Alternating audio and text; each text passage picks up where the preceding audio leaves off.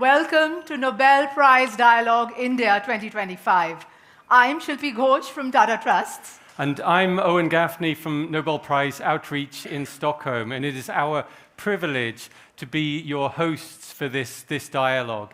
We will be your guides for the next 2.5 hours for what promises to be a day rich in ideas, inspiration, and lots of hope and energy.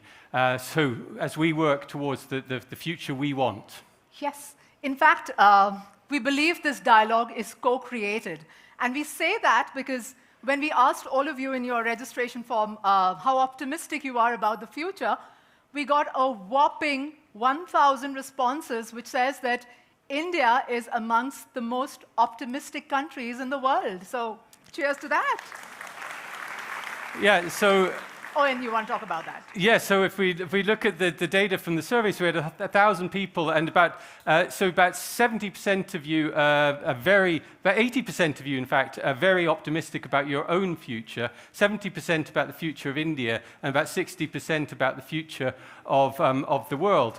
And I did a survey last year, a global survey on attitudes and on optimism. And in fact, as Shilpi says, that India turns out to be way more optimistic than many other countries, one of the most optimistic in the world. And I think you're in very, very good company, because my experience with working with the Nobel Prize is that many Nobel laureates are very, very optimistic people, have a very, very optimistic outlook on life. And that may give some indication as to how we achieve human progress and great ideas.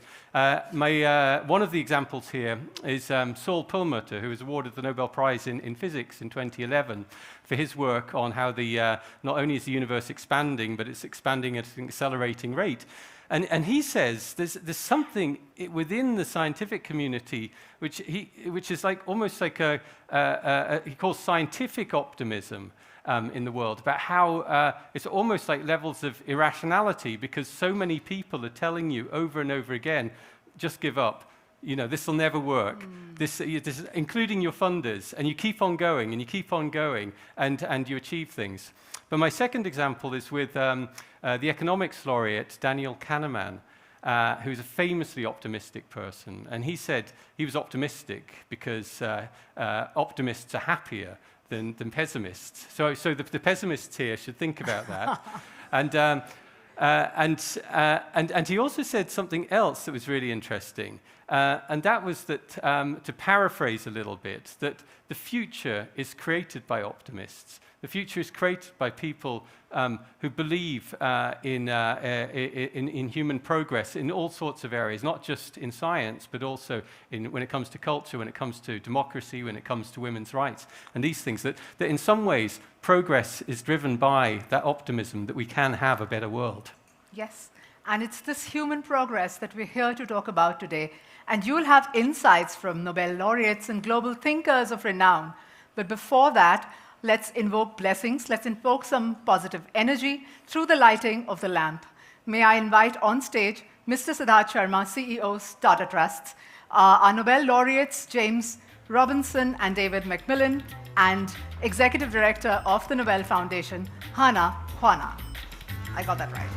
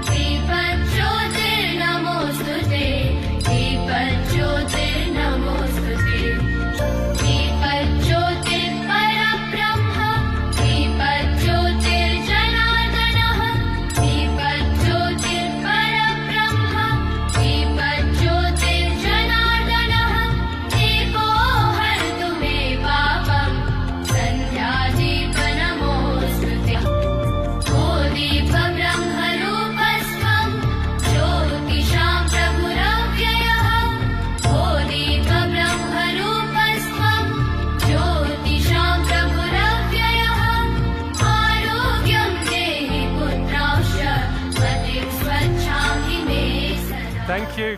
Thank you very much. And the Nobel Prize is unique amongst international prizes, and it not just represents sciences and economics, but also culture, peace, and the arts. And we always like to include cultural components in our programs. Yes. So today we want to begin with something that we believe will be truly magical.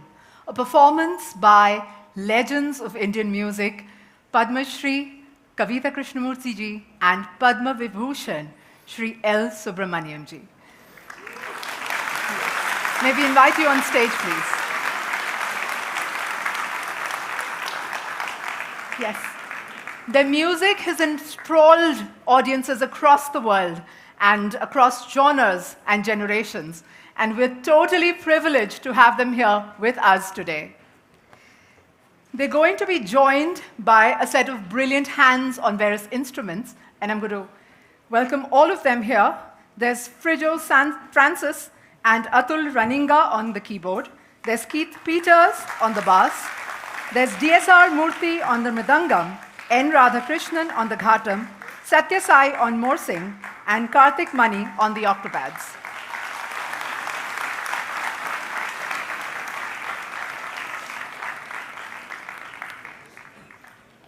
Kavita ji, Dr. Subramanian, truly an honor to have you here. Please, the stage is yours.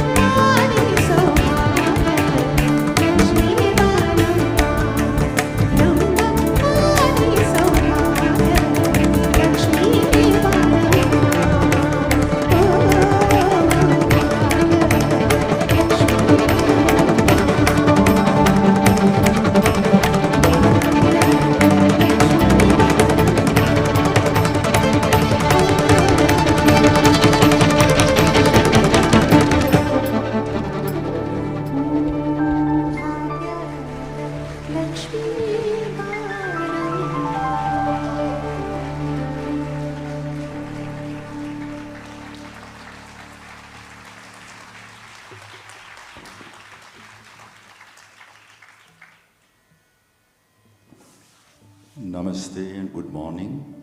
It's a great pleasure and privilege to be here for this very special occasion. The opening song was by the very famous, one of the most famous, important composers, Purandaradasa from Karnataka. He is believed to be, we have him as the father of Carnatic music. The first opening song was in praise of Lakshmi. It's a very popular song. Next, I'll do a composition called Indian Express. This has got nothing to do with the newspaper. It's a composition which I wrote about India progressing very fast. It was written many years back. Now the dream is coming true. So I'm playing that composition, Indian Express. Thanks a lot.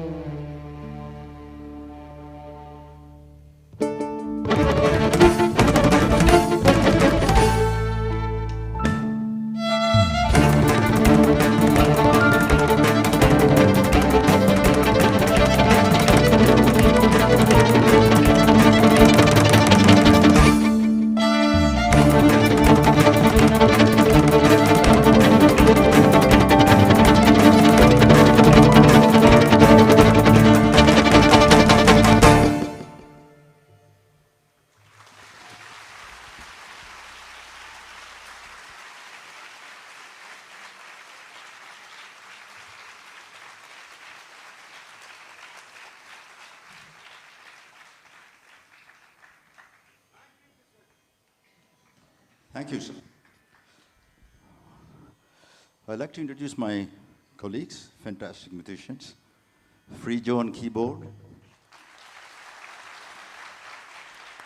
Atul, fantastic arranger, composer from Bombay. Keith Peters. He went to Canada, he has come back here. Top bass player from Chennai. Mr. DSR Murthy, fabulous mridangam player. Radha Krishnan on Gattam. Sri Satyasai on Morsing. And Karthik Mani on percussion. We'll do the final piece, Ganga. It's also one of the earlier recordings we have done. Composition called Ganga. Thank you.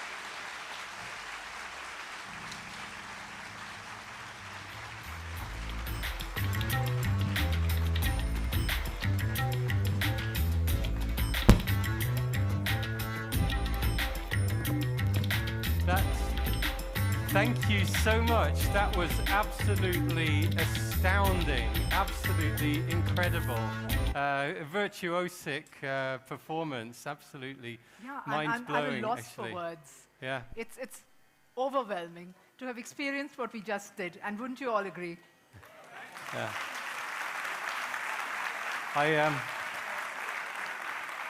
I only wish every Monday morning lecture in chemistry and economics would start like this. Exactly. Absolutely incredible.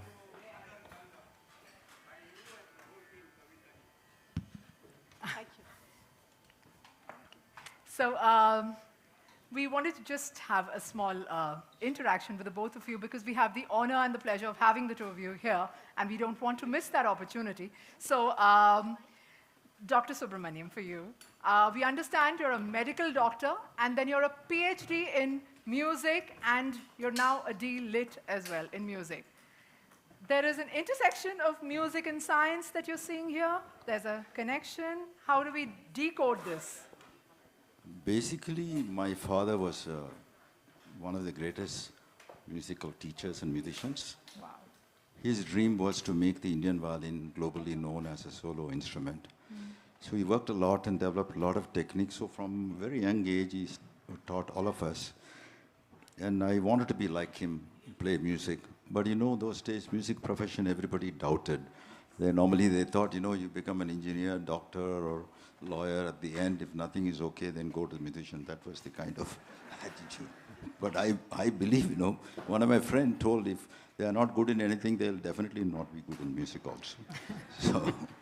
So I wanted to be like my father. So I pursued music, but I had my education, became a doctor. Then my parents were very kind. My father said, do whatever you want.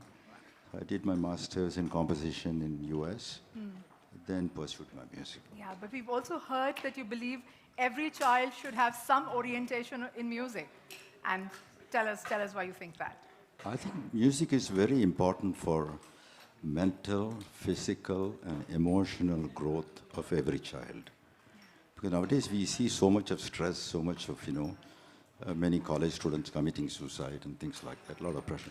And also the part of the brain which works for science, maths, and everything is different than the other part of the brain which is normally important for the arts and creativity and everything. What do we learn in music? Basically, there are 5-6 notes in our system where we are supposed to play for 1 hour, taking that 5 notes. How can make it happen for 1 hour or 45 minutes, taking only 5 notes? So by the permutation combination, which is mathematics, and which is emotional, and also the different dynamics in the combination of notes. So basically taking 5-6 notes and try to, we can't repeat the same phrases again and again, then automatically the interest will be lost among the audience. So we try to take combination of notes and create different embellishment, different emotion, different dynamics, so it becomes most interesting. So it is a spontaneous creativity. So that can be applied to anything. I think even Einstein was playing the violin whenever he wanted to, whenever he had the time. And many musicians were very fond of music. I remember one of our Nobel laureates, Chandrasekhar Subramaniam. He was very fond of music. I had the pleasure of performing for him also. And so a lot of people, music has kept them going and growing and intellectually developed. So for children, it's very, very important. And Kavita, have you thoughts on this link between science and the arts and music? Well, I wouldn't be able to connect science and arts so much because I was hopeless at science and very hopeless in maths. Even when they do sit and do very, very high funda calculations on the mridangam and, you know, they do 13.5 beats and 17.5 beats in a composition, I really have to go more on instinct than learning. But the fact remains that I do feel that, like when I grew up in school, naturally I had physics, chemistry, maths, and I had to pass it. And I also did my music, but I feel the opportunity to do music should come to every child, because it's, in school days, sometimes you don't know which part of you is alive after you finish and what you really want to do. So all these opportunities to either play instrument or to do a vocal and your studies, you do everything, I think the growth becomes very, very fulfilled. And like in my case, I'm a totally flop as an economist, though I did economics in college. My graduation was in BA honors. I'm really ashamed to say that.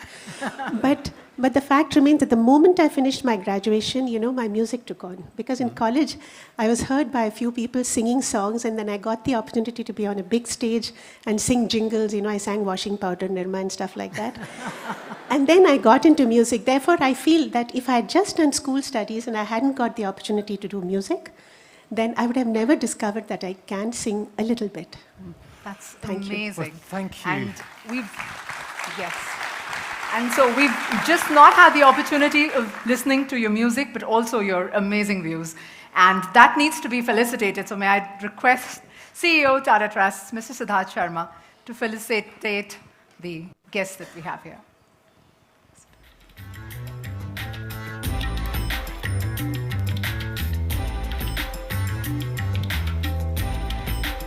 This is a small token of our appreciation for everything that you've done for us today.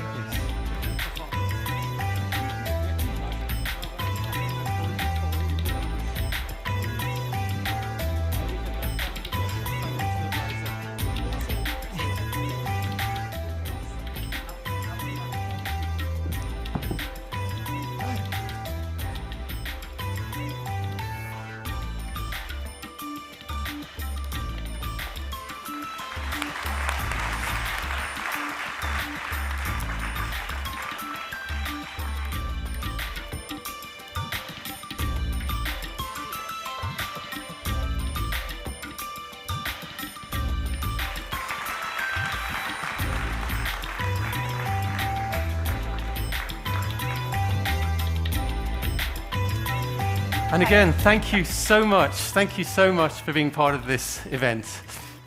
Thank you so much. Absolute pleasure having you here. Thank you so much.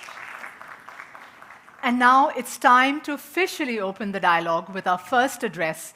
May I request back on stage Mr. Siddharth Sharma, CEO Tata Trusts, to tell us why this moment matters, not just to the country, not just to India, not just to Tata Trusts, but for all of us here to whom dialogue, deliberations, and discussions make a difference to the future that we want. Mr. Siddharth Sharma. Are we having the mics on? Yeah. Distinguished guests, ladies and gentlemen, it's a great privilege and joy for me to welcome all of you to the Nobel Prize Dialogue India 2025 in exclusive partnership with the Tata Trusts.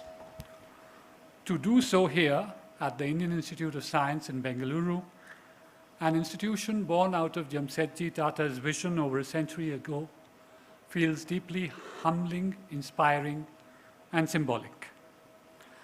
This is stemmed, the incubation of this institution is stemmed from a simple yet radical dream that India's greatest wealth would not lie just in its natural resources, but in the power of its people and their capacity to learn and to dream. From that dream grew an important part of the Tata Trust's 133-year legacy of building and nurturing centers of excellence across science and arts. Each represents a promise, a conviction that knowledge, when directed towards progress, forms the foundation for nation building. This vision of progress measured not just in metrics, but in human flourishing, continues to guide the work of the Tata Trusts till date. This belief also echoes in our partnership with the Nobel Prize Outreach, an alliance forged between Indian philanthropy and the world's foremost institution celebrating the pursuit of knowledge. Together, we stand for something profound, a belief that ideas must travel borders, knowledge must be harnessed to serve humanity, and the young must be empowered not just to inherit the world, but to shape and lead it. It only feels fitting that we meet here in the city of innovation to ask, what is the future we want and how we might build it? Now, the thing about the future is that it is never static. It's always dynamic.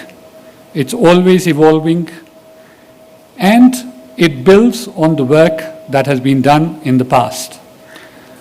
And for me personally, and I think a lot of us who are gathered here today, India's tryst with the future began on 15th August 1947, when we freed ourselves from colonial rule. And in one of the most soul-stirring speeches, I think, that has ever been made by India's first Prime Minister, Pandit Jawaharlal Nehru, and I quote from that speech, delivered to Indian Parliament and the Constituent Assembly at the stroke of the midnight hour. Long years ago, we made a tryst with destiny, and now the time comes when we shall redeem our pledge, not wholly or in full measure, but very substantially. At the stroke of the midnight hour, when the world sleeps, India will awake to life and freedom. A moment comes which comes but rarely in history, when we step out from the old to the new, when an age ends and when the soul of a nation long suppressed finds utterance. It is fitting that at this solemn moment we take the pledge of dedication to the service of India and her people and to the still larger cause of humanity. And then he went on to say, the future is not one of ease or resting, but of incessant striving so that we may fulfill the pledges we have so often taken and the one we shall take today. The service of India means the service of the millions who suffer. It means the ending of poverty and ignorance and disease and inequality of opportunity. The ambition of the greatest man of our generation, and he was referring to the father of the nation, has been to wipe every tear from every eye. That may be beyond us, but as long as there are tears and suffering, so long our work will not be over. And I think that is the North Star which every Indian works on. That is the North Star on which every institution strives to deliver. And then in 1991 was a second awakening, the second epochal moment when two people got together by sheer providence, the late Prime Minister P.V. Narasimha Rao and the late Finance Minister and then the Prime Minister Manmohan Singh Ji, to script India's growth story, the growth trajectory. We were always known as a nation with a Hindu rate of growth, 3 to 3.5% per annum. And we then moved into a high growth orbit of rates of growth consistently averaging 8% per annum, and which lifted us and millions of Indians out of poverty. And I'm very glad to say here that in this audience, we today have a person who was part of that dream team which led India, unshackled India, and that's Dr. Montek Singh Ahluwalia. Please give him a big hand.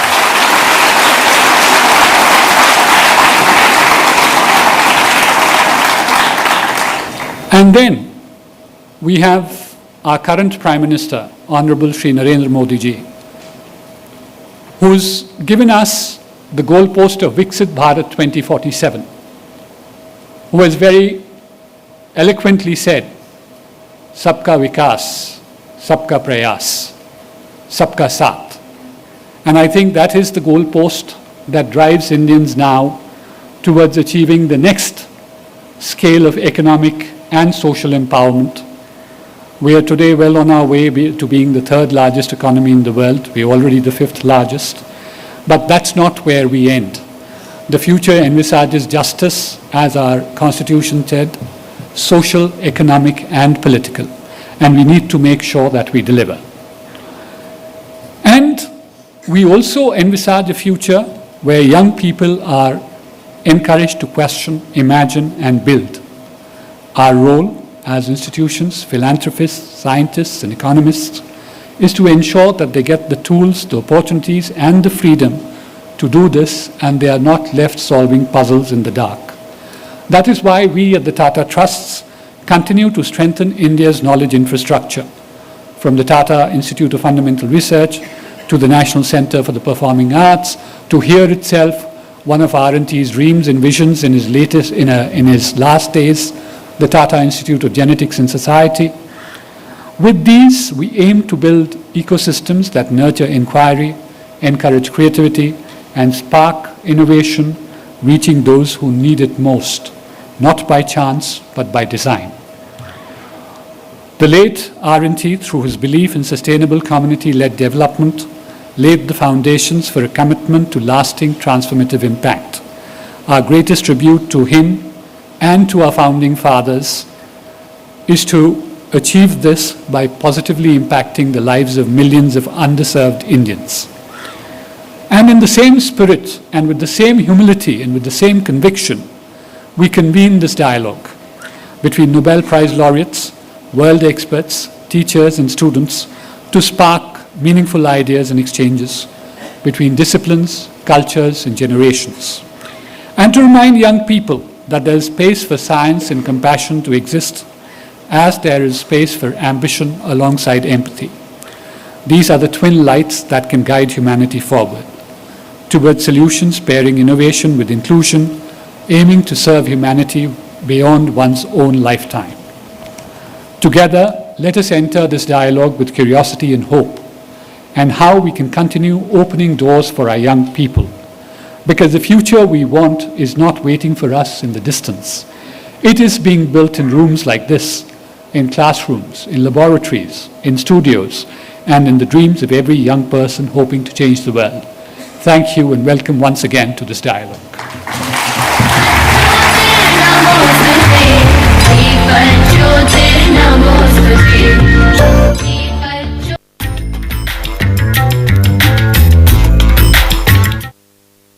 Stage.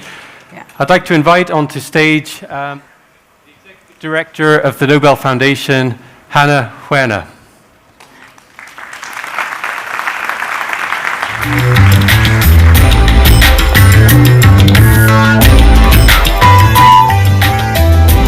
So, Your Excellencies, Nobel Prize laureates, ladies and gentlemen, friends and colleagues, welcome to this Nobel Prize Dialogue. I want to start by thanking Tata Trust and Siddhartha Sharma for hosting this event together with us at Nobel. This is a unique collaboration that we highly value. And I'd also like to thank the Nobel Prize laureates joining us today. We have chemistry laureate David MacMillan and economic sciences laureate James Robinson up here in the front.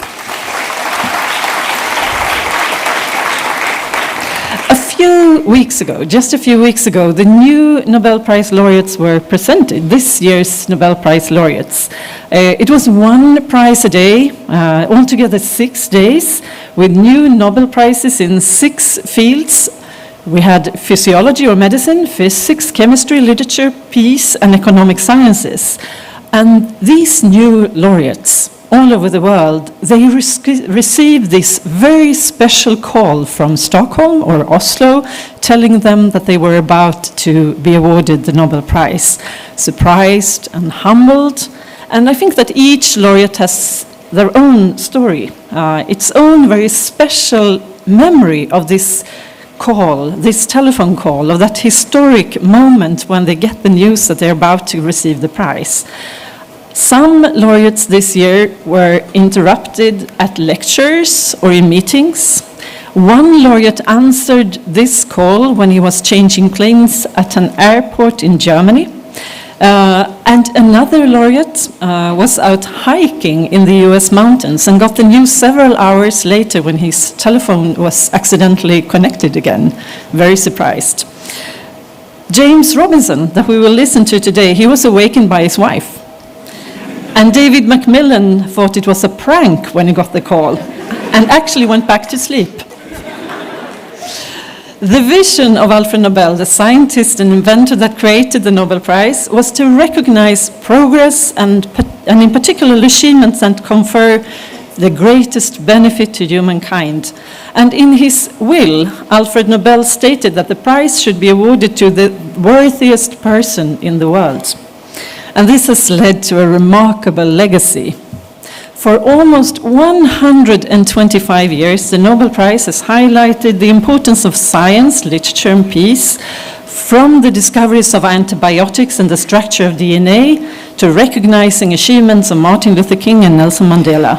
And of course, this includes many Indian Nobel Prize laureates, as Rabindranath Tagore in literature and C.V. Raman in physics, and the economists Amartya Sen and Abhijit Banerjee.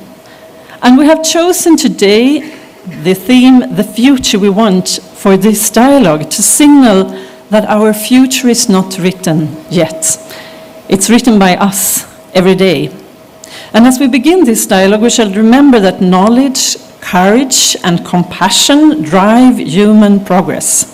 And it's my sincere hope that these conversations today will inspire you to learn more, to seek even more knowledge, and to be an active participant in shaping the future we want.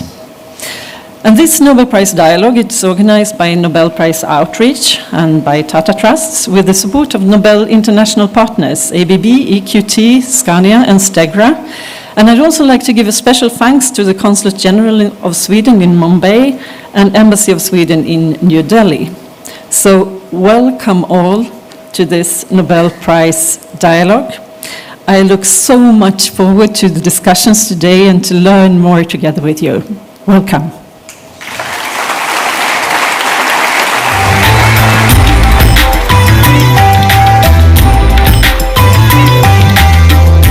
Thank you, Hannah Huena. And now we will start the first session, and our first speaker is James Robinson. So James was awarded the 2024 Economics Prize for studies of how institutions are formed and affect prosperity. And in fact, it was James's work that really inspired this theme, The Future We Want, because we could look at it through the lens of institutions. What kind of institutions create progress? James is an economist and political scientist. He is originally from the UK, but has built his academic career in the US. But he has built research projects in Bolivia, in Cameroon, in Chile, Colombia, Haiti, the Democratic Republic of Congo, Nigeria, Sierra Leone, South Africa, Zimbabwe. And he is a fellow at the Institute of African Studies at the University of Nigeria. He has published 3 books co-authored with Daron Acemoglu. Most famously, the book Why Nations Fail. Luckily for us, the book also looked at why nations succeed. James, the floor is yours.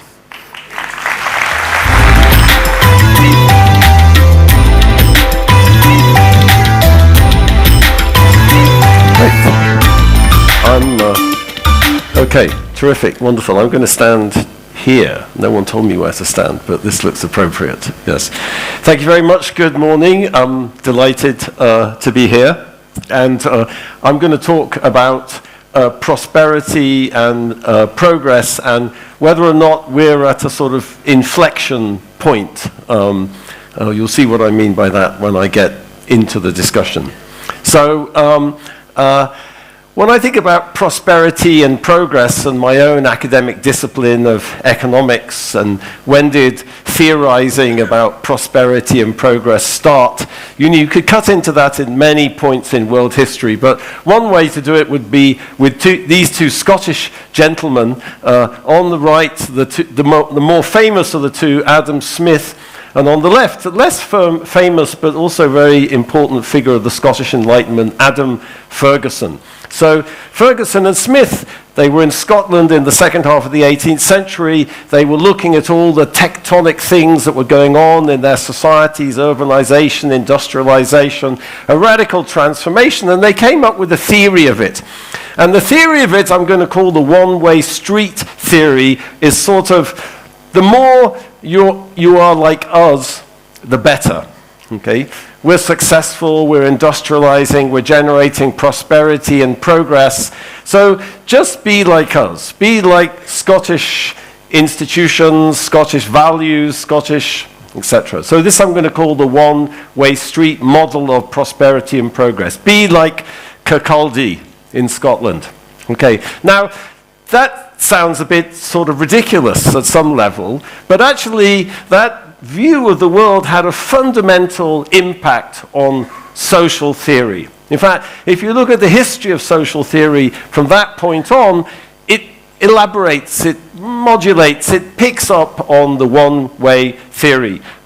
Henry Sumner Maine, I put the copy of his book here, Village Communities in East and West, who was one of the inventors of modern anthropology, kind of the sociology of law. He worked in India for the British government, trying to formalize and codify Indian law, and he did this comparative project of Western and Eastern law. He came up with this concept of from status to as you walked along the street, this one-way street, as you moved towards Scotland, you went from status to contract. Marx and Engels reformulated it. They said you went from feudalism to capitalism to socialism, always a kind of linear thing, things getting better.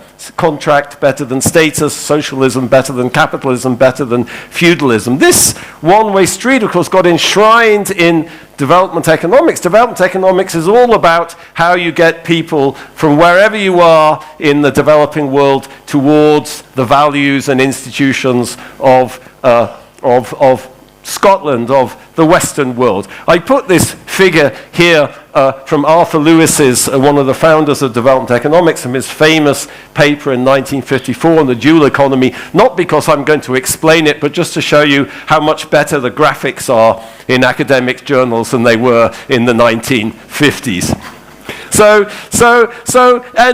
I want to emphasize that this is not just about economics. Economists might talk about economic institutions, but there's a package here. There's a liberal package of values and ideas, freedom, liberty. Adam Smith also, he wrote a book called The Wealth of Nations, but he wrote another one about the theory of moral sentiments. So this isn't just about economics or markets. It's a much broader thing about how to organize societies and what sort of values you should have. And here's a famous photograph from the late 1960s in San Francisco of a lady expressing her notion of freedom and individuality by throwing her brassiere away. Okay, so I want to emphasize this sort of much more encompassing package of liberal principles. Now you could say, well, show me the money. What are the fruits of that? Well, according to economists, here are the fruits of this model of liberal society and individualism.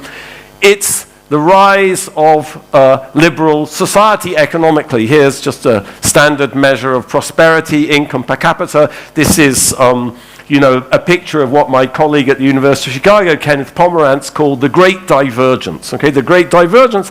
Down at the bottom, you have sub-Saharan African societies have remained poor over this period. You could say, illiberal. At the top, you have the United States or Western Europe that have flourished economically. But, why did I say there's an inflection point? Well, I think it's pretty clear, at least from my office window, that this model is in a great deal of crisis at the moment. This is the Credit Suisse kind of wealth pyramid. Everyone knows about the incredibly high levels of inequality in the world. According to Credit Suisse's calculations, it's very similar to the World Inequality Lab of Thomas Piketty in Paris. If you look at just people who have over $1 million worth of wealth, that's about 1.6% of the world population. 1.6% of the world population own basically 50% of the entire wealth in the world. So income and wealth concentration just seems to be monotonically increasing at the moment. So this is leading to a kind of economic crisis. This isn't supposed to be what happens in a society where everybody's equal, everybody has the same rights, everybody has the same opportunities. How can that possibly be consistent with this enormous concentration of wealth? And it's not just an economic crisis or an economic inconsistency. Even in the United States, I could talk about many other parts of the world, but even in the United States, you could say the country that has succeeded most in this model, there's an enormous cultural an ideological crisis of the model. Just to give you some facets of that here, an ethnography of President Trump's voters in the US South by Arlie Hochschild, who's a sociologist at University of California at Berkeley, strangers in their own land. They're so alienated from contemporary US society that they're strangers in their own land. The beautiful cartoon from 1976 from Saul Steinberg, The View of the World from 9th Avenue. Okay, I think this is the most graphic, most visceral way of talking about the polarization in the United States. Here you see Manhattan at the bottom, and then there's what's known as the flyover country. Okay, there's this part of the United States that you don't really care about, no one cares about, you just fly over it to go to the other coast. Okay, so there's this enormous cultural, regional, economic polarization emerged. And on the right, you know, God and man at Yale. You know, if you want to know why there's so much antagonism towards liberal educational institutions in the United States at the moment, go and read this book. It's not a new book, 1951, William F. Buckley. He was a student at Yale. He finished, he wrote a book about what a horrible and unrepresentative place Yale University was. So there's an enormous backlash, not just about the economics, but about the culture and the ideology of this liberal society. Meanwhile, for the first time in history, you could say, there's a very successful illiberal model. So on the left, this is Shanghai. This is just the transformation of Shanghai between 1987 and 2017. Just you see this thing emerged out of nothing. Okay, so there's an alternative model of illiberal success. So when I say it's an inflection point, you know, I always think the best language to talk about this is Marx and Engels. You know, at the time of the 1848 revolution, when Marx and Engels wrote the Communist Manifesto, they have this beautiful phrase, all that is solid melts into air. All that is holy is profaned. I think a lot of the discussion at the moment, you know, of world politics, geopolitics, the economy, it's sort of similar to that, no? Like everything you thought was for sure is kind of melting, and everything you thought was holy is profaned, okay? So what comes out of that? Well, you know, Western society, in the world I grew up, in England, you know, we were taught about the one-way street, and the one-way street starts with the Greeks, of course. Now, I put these two images up here for a particular reason. On the left-hand side is a famous frieze of the Battle of Marathon between the Greeks and the Persians. On the right-hand side, as every English schoolboy knows, is the Battle of Hastings, where the Anglo-Saxons were defeated by the Normans. There's Harold Godwinson, the Anglo-Saxon king, with an arrow in his eye.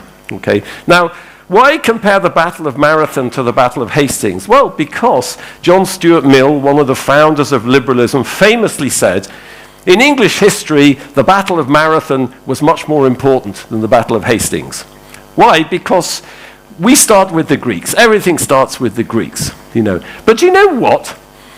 If you read contemporary scholarship about the Greeks, it's actually a little bit different from what John Stuart Mill imagined. In fact, the Greeks had a kind of hybrid culture. You know, they borrowed the notion of a city-state, probably from the Levant or Syria. Democracy, also. They didn't invent democracy. They imported it.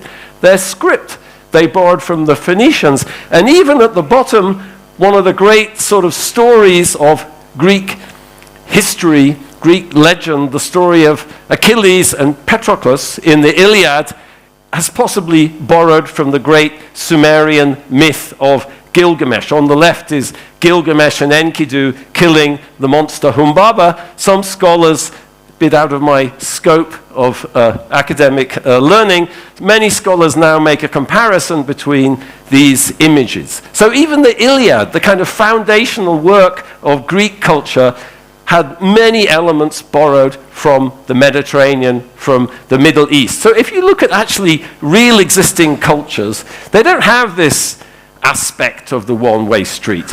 It's a two-way street, or it's a multi-way street. Everyone is borrowing and learning from each other and mingling and mixing and recreating. And, you know, that's true with liberalism too.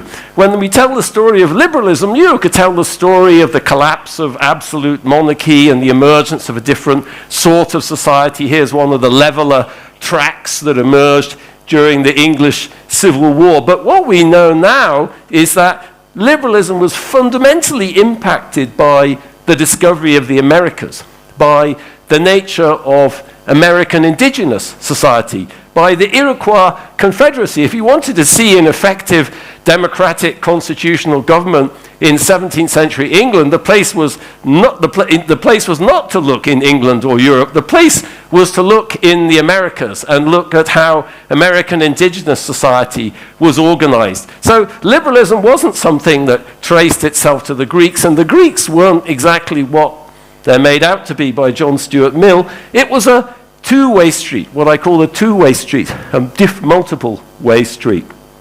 Why am I emphasizing that? Because I think the moment of an inflection point, the moment of, what the anthropologist Victor Turner called a kind of liminal moment, where many things become imaginable and your ideas are disruptive. For me, as an academic who studied the developing world for his whole life, that's a very exciting moment. Okay, I give you one image from West Africa, from a Kan society in southern Ghana and Cote d'Ivoire, of what's called a Siamese crocodile. What's the Siamese crocodile? Well, you can see there's two heads of the crocodile. The two heads of the crocodile symbolize the individual, but the crocodiles have a stomach in common.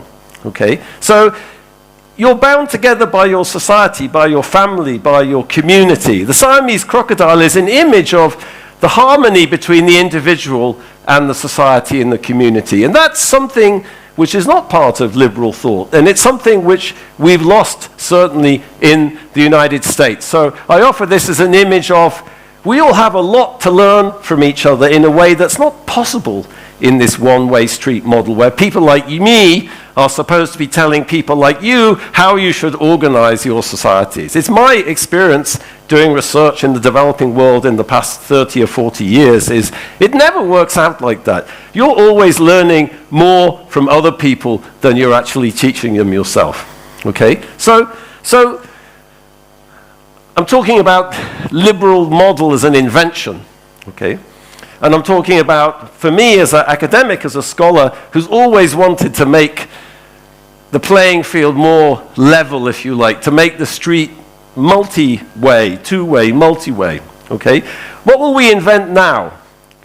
I think many people are worried that the current situation, the current crisis of liberal society is going to usher in a much more hierarchical model of society. I could have put chimpanzees and gorillas here, but chickens are cuter, no?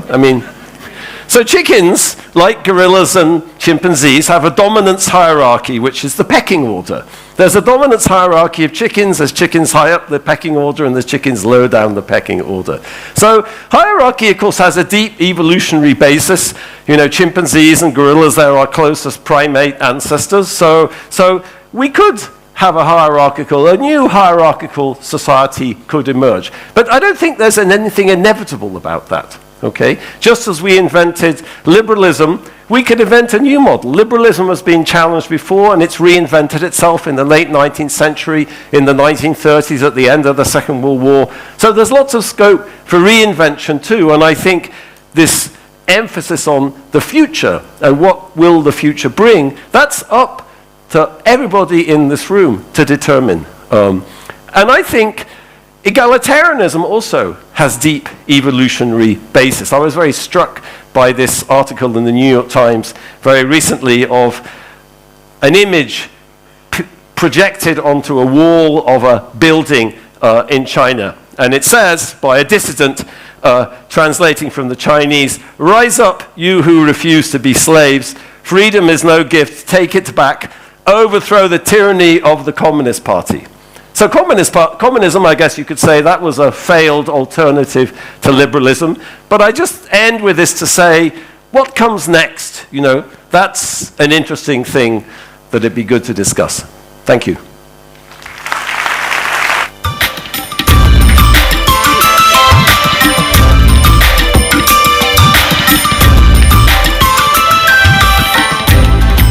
Thank you so much, James Robinson. And now our next speaker in this session is Tallulah Oni. Tallulah occupies many worlds that are all connected: Nigeria, South Africa, Great Britain. She is a clinical professor of global public health and sustainable development at the University of Cambridge. She is a founder and CEO of Urban Better and an honorary professor at the University of Cape Town. Her work crosses medicine and cities, academia and advocacy, the global north and the global south. So, Tallulah Oni, the stage is yours.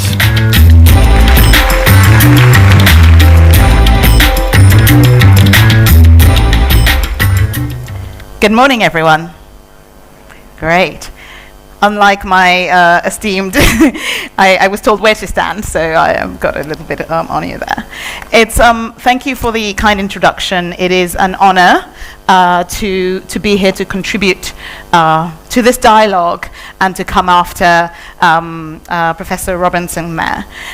So the day started with Owen talking about progress being driven by optimism. I'm going to hopefully show you that it will be driven by hope. And I will make that distinction, firstly. Secondly, if progress is going to emerge from more inclusive institutions, learning from the past, as Professor Robinson shared, then I would argue that cities are where that will be the canvas of that experimentation. So I'll start with the end, right? So these are the three key takeaways I'd like you to come away with.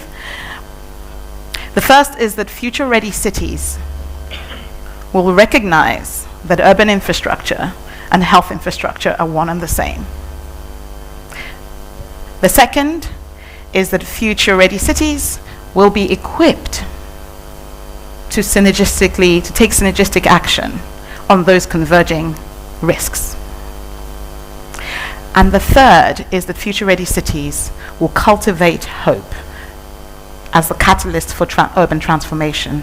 And I'll delve into that. So let's get going. Urban infrastructure and health infrastructure. I'm trained as a physician. I'm a doctor, and I'm trained to heal. But actually, the vast majority of factors that influence our health lie outside of the healthcare sector. They lie in the environments where we live, where we work, where we play, where we connect. They lie in our transport systems, our education systems, our energy infrastructure, our built environments, our food environments. So when we actually talk about creating health, of course, healthcare is absolutely critical.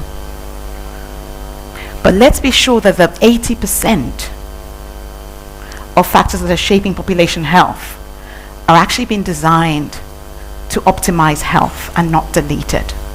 Because health doesn't trickle down from good intentions. And by that I mean, there is an inherent belief that we'll just do any of these well and health will follow.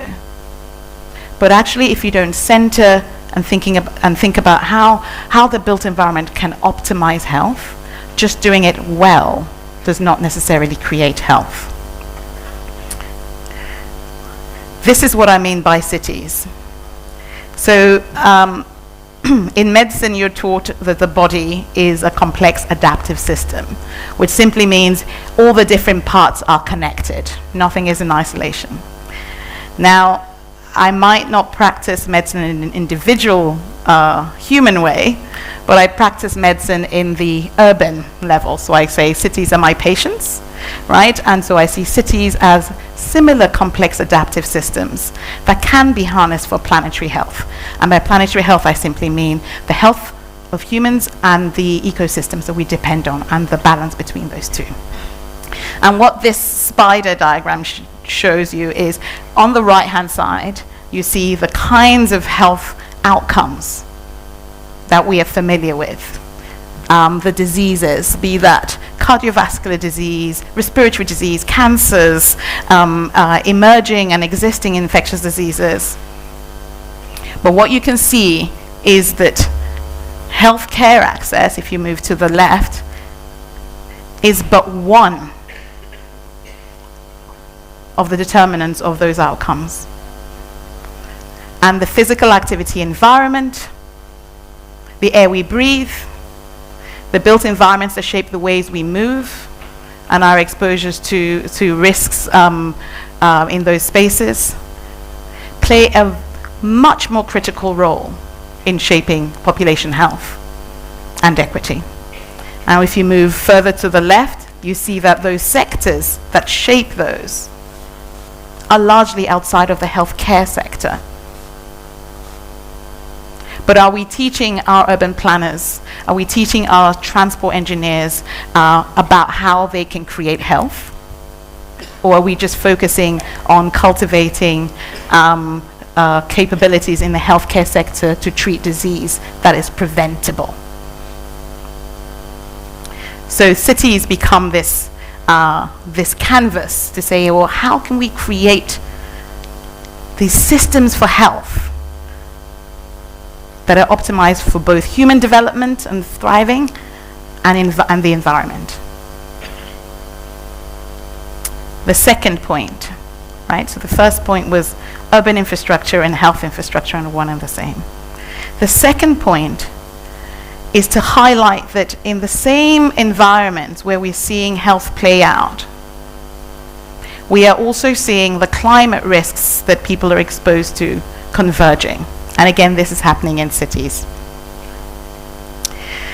This is a Sankey diagram from a Lancet Pathfinders Commission on pathways to a healthy net zero that I was honored to be one of the commissioners on.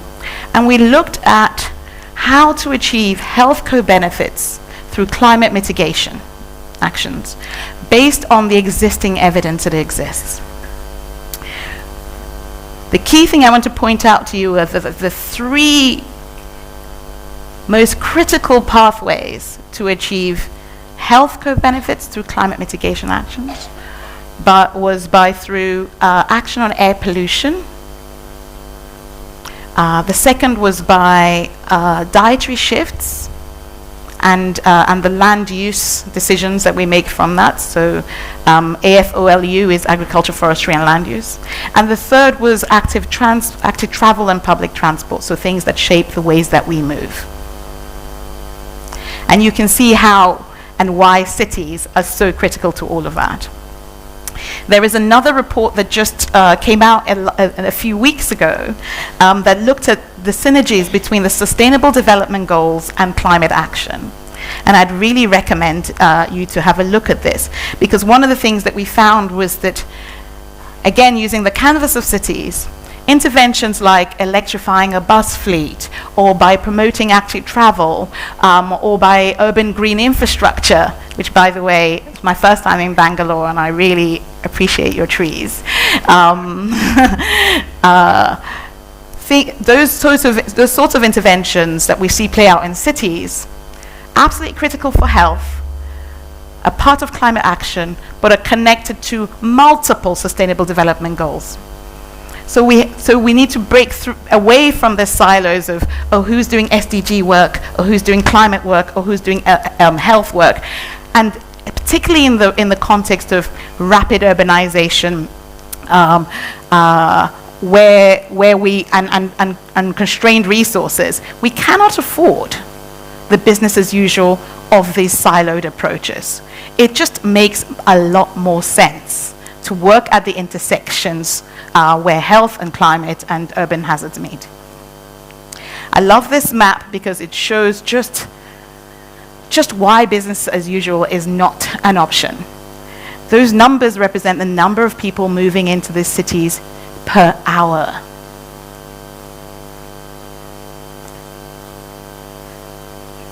So you can see that really the pace of urbanization and the futures that we're creating are being shaped now. So the question is, what would it take to shape them in ways that move us into the direction of that future? And that brings me to my final point, that future-ready cities will cultivate hope as a catalyst for transformation. And really importantly, that hope, so far this morning, I've heard the word hope 3 times. But that hope needs infrastructure, needs institutions to support and shape it.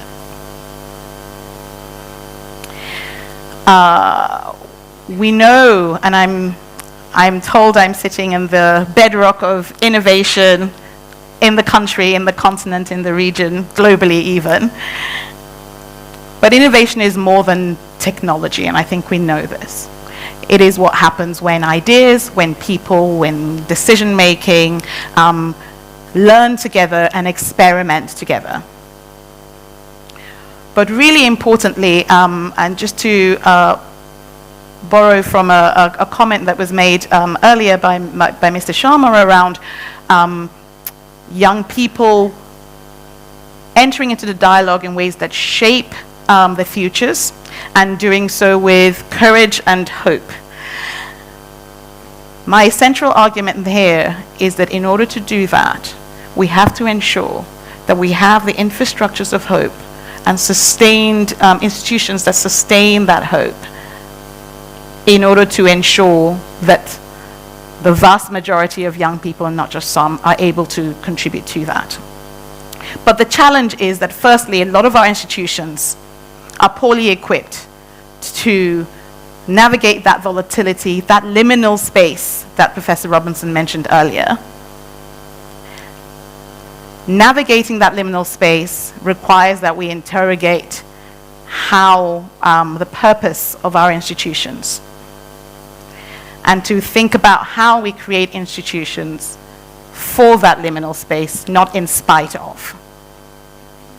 And how we create institutions that enable us to act with urgency, courage, and compassion, especially when we don't perceive these risks as urgent. So the challenge often with the urban risks that we encounter and the climate risks we encounter is that we don't see it as urgent, right? Your exposure to air pollution today does not necessarily result in the same way as infectious diseases, right? You're exposed to SARS-CoV-2 virus, 4 to 7 days later you get ill, right? You're exposed to a bacterial infection, a few days later you get ill. But you're exposed to extreme heat, you're exposed to air pollution, you're exposed to housing that doesn't have good thermal comfort.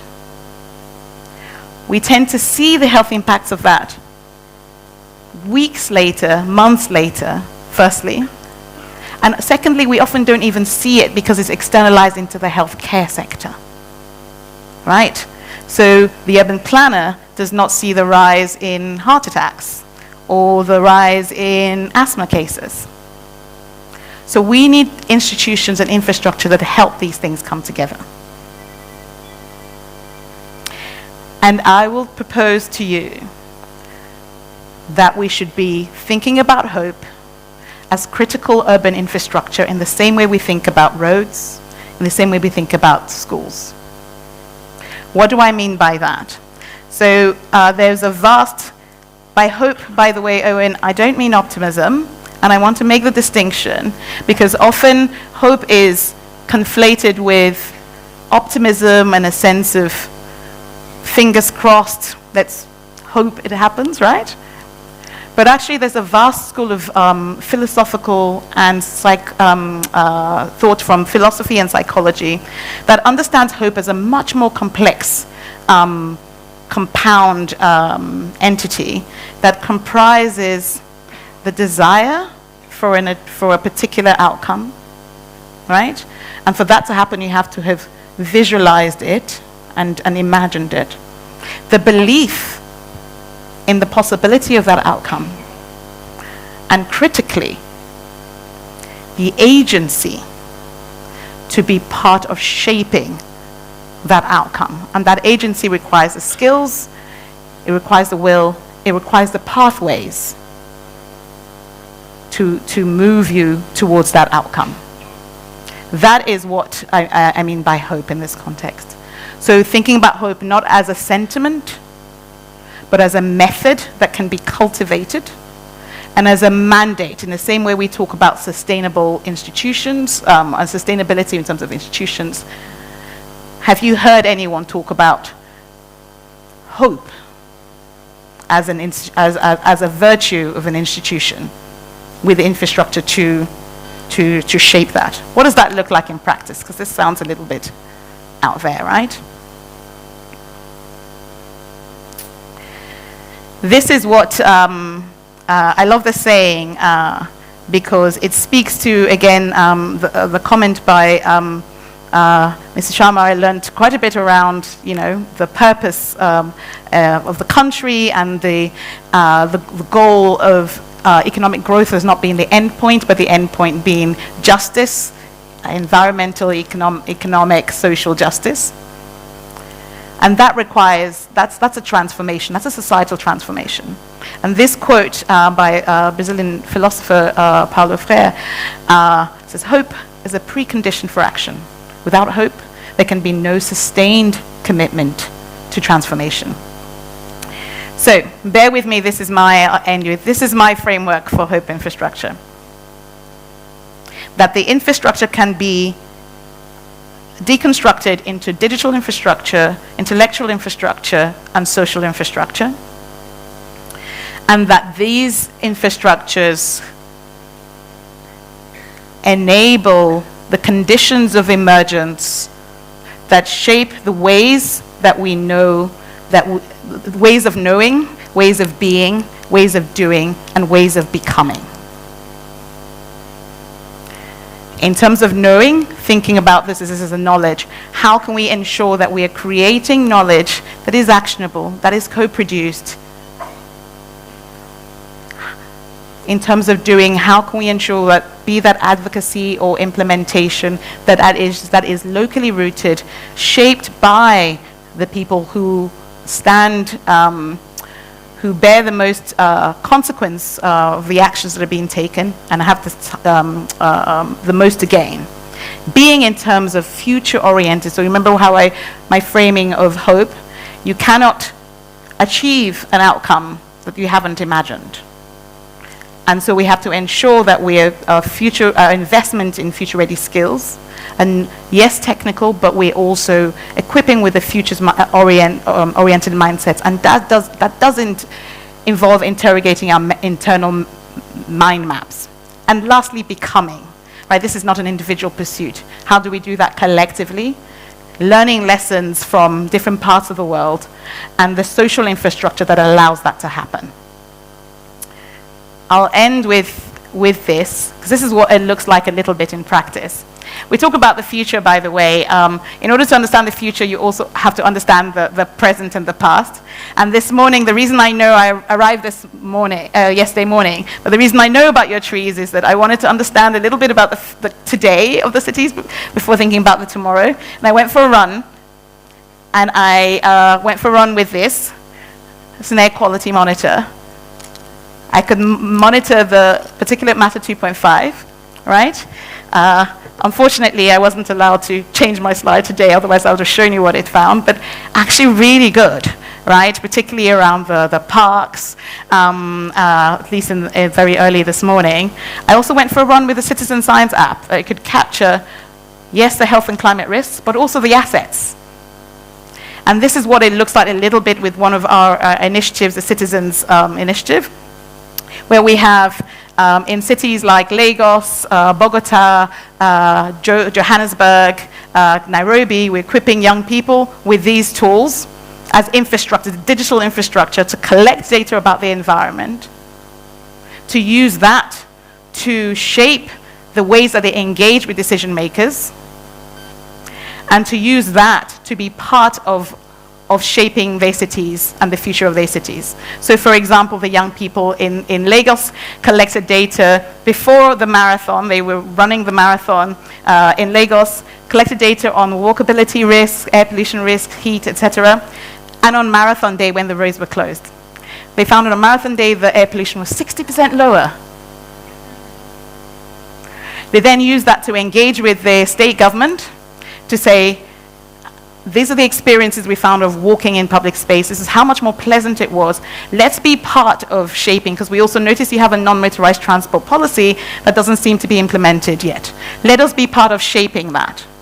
And then they ended up signing an MOU with the government, and they are now part of shaping that. The same thing has happened in Nairobi around the clean air policy. And so the point is, this is only possible because of the infrastructure, the digital, the intellectual, the social infrastructure that's been laid down to allow them to be part of shaping this. This is my last slide, which is that the future we want will be determined by whether we have and we invest in the infrastructure and the institutions that allow us to thrive in this liminal space, that allow us to dare to believe in the power of cities as spaces that generate health, not just risk to be managed, allow us to believe in the wisdom of young people, to reimagine futures, because this is the time to do that, and really critically allow us to invest in the infrastructure of hope as the foundation for transformation. Thank you.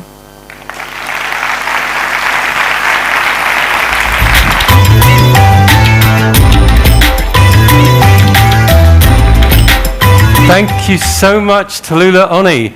And now we're going to have a panel discussion. So I'd like to actually invite Tallulah back on stage, and with James Robinson and with Montek Singh Agwalia. Big round of applause. Okay.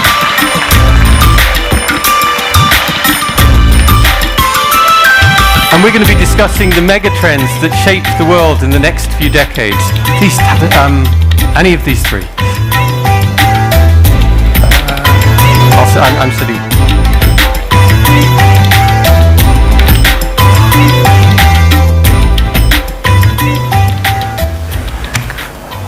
Great, thank you so much. Thank you both for your talks, and thank you for joining us.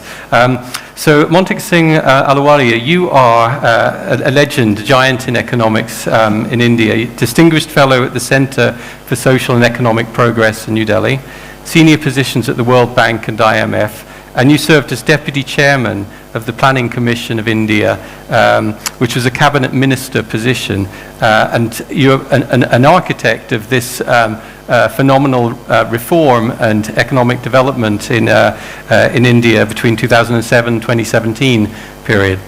So I'm going to start with you. Now, have you got any reflections on the talks that Tallulah and James have just given? And do you see a new development model emerging? Well, you said, do I have any initial reflections? I just want to thank both of them for really very thought-provoking presentations. I think they touched on some very, very important points. We won't go into that, the audience has heard them. You know, whether I see a development model emerging, that's a completely different story. And to my mind, it's not that simple. I mean, neither of the lecturers or the presenters was simply saying that here's a model. They were really saying, look, the world's a lot more complex than you guys thought. And if you recognize the nature of that complexity, you'd think a little bit harder on how to solve the problems. But you know, I feel that merely emphasizing the complexity doesn't really help. I mean, you want to, for example, Tallulah, I think, talked about hope. Well, clearly, I mean, if you don't have hope, you're dead. There's nothing else to do. But you know, hope alone doesn't solve the problem. In fact, it can worsen it. I mean, all the MAGA guys in the United States have hope. They hope that they're going to create a completely new society. But they're comprehensively wrong. They're not basing their hope on any recognized scientific knowledge.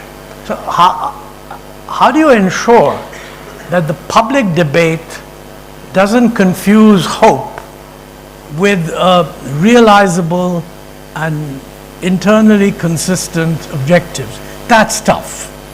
And I think, you know, I could,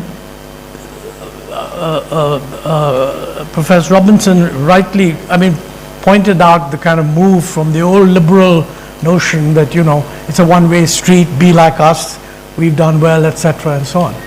But you know, if you look at just the history of economics, one of the things that we need to keep in mind is that there's no assumption that progress is going to be smooth. In fact, if you go back to Schumpeter, creative destruction is a very important part of progress. So in any given economic or political situation, what is the scope for gradual progress, kind of touching on what's possible, moving the thing broadly in the right direction? And what is the situation where, unless there's creative destruction, you're really not going to have any hope of moving? And I think in practical terms, you need to distinguish those. Okay. And so Tallulah, just then responding on that, so how do we connect that hope to, the scientific evidence and, economic incentives and all of this infrastructure? Yes. So I think the reason I spent so much time on that, on infrastructure of hope, is that I'd like us to reclaim, and this is why I grounded it in scholarly thought as opposed to colloquial use of hope. And I wanted to make that distinction, and maybe I didn't make that clear enough.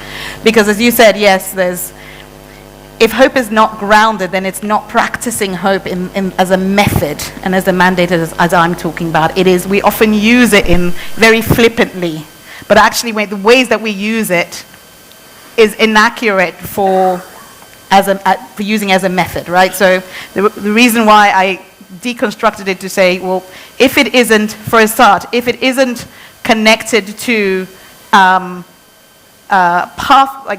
building agency, building capacities, building the pathways to shape and to model that's grounded in evidence, then you're not cultivating hope. It's just wishful thinking. And I want to make that distinction between hope and wishful thinking, because often it is wishful thinking. And that is not the same as hope. And if it's not an action verb, if it's not an action word, and if it cannot be grounded in approaches that have different ways of knowing. So the reason why I have the know, be, do, doing is that it has to be grounded in knowledge, right? It has to be grounded in the kind of evidence that we are on what is needed to achieve that future. If it's not grounded in knowledge, then it's not hope. It's wishful thinking, it's dreaming. If it's not grounded if they're not actionable pathways, if we say we want young people to be hopeful, but there are no actionable pathways for them to shape the future, then it's not hope. It can be destructive in that sense, because it leads to the opposite of hope. It leads to this despondence and this hopelessness, because you're encouraging people to be hopeful, quote unquote, but you're actually just saying be optimistic, but we're not going to make space for you. Yeah. And so in the thinking about economic development and thinking about, I work a lot with young people, and I work a lot on cities across the continent of Africa, where the median age is 19, and 75% of people are under 30, right? Under 35.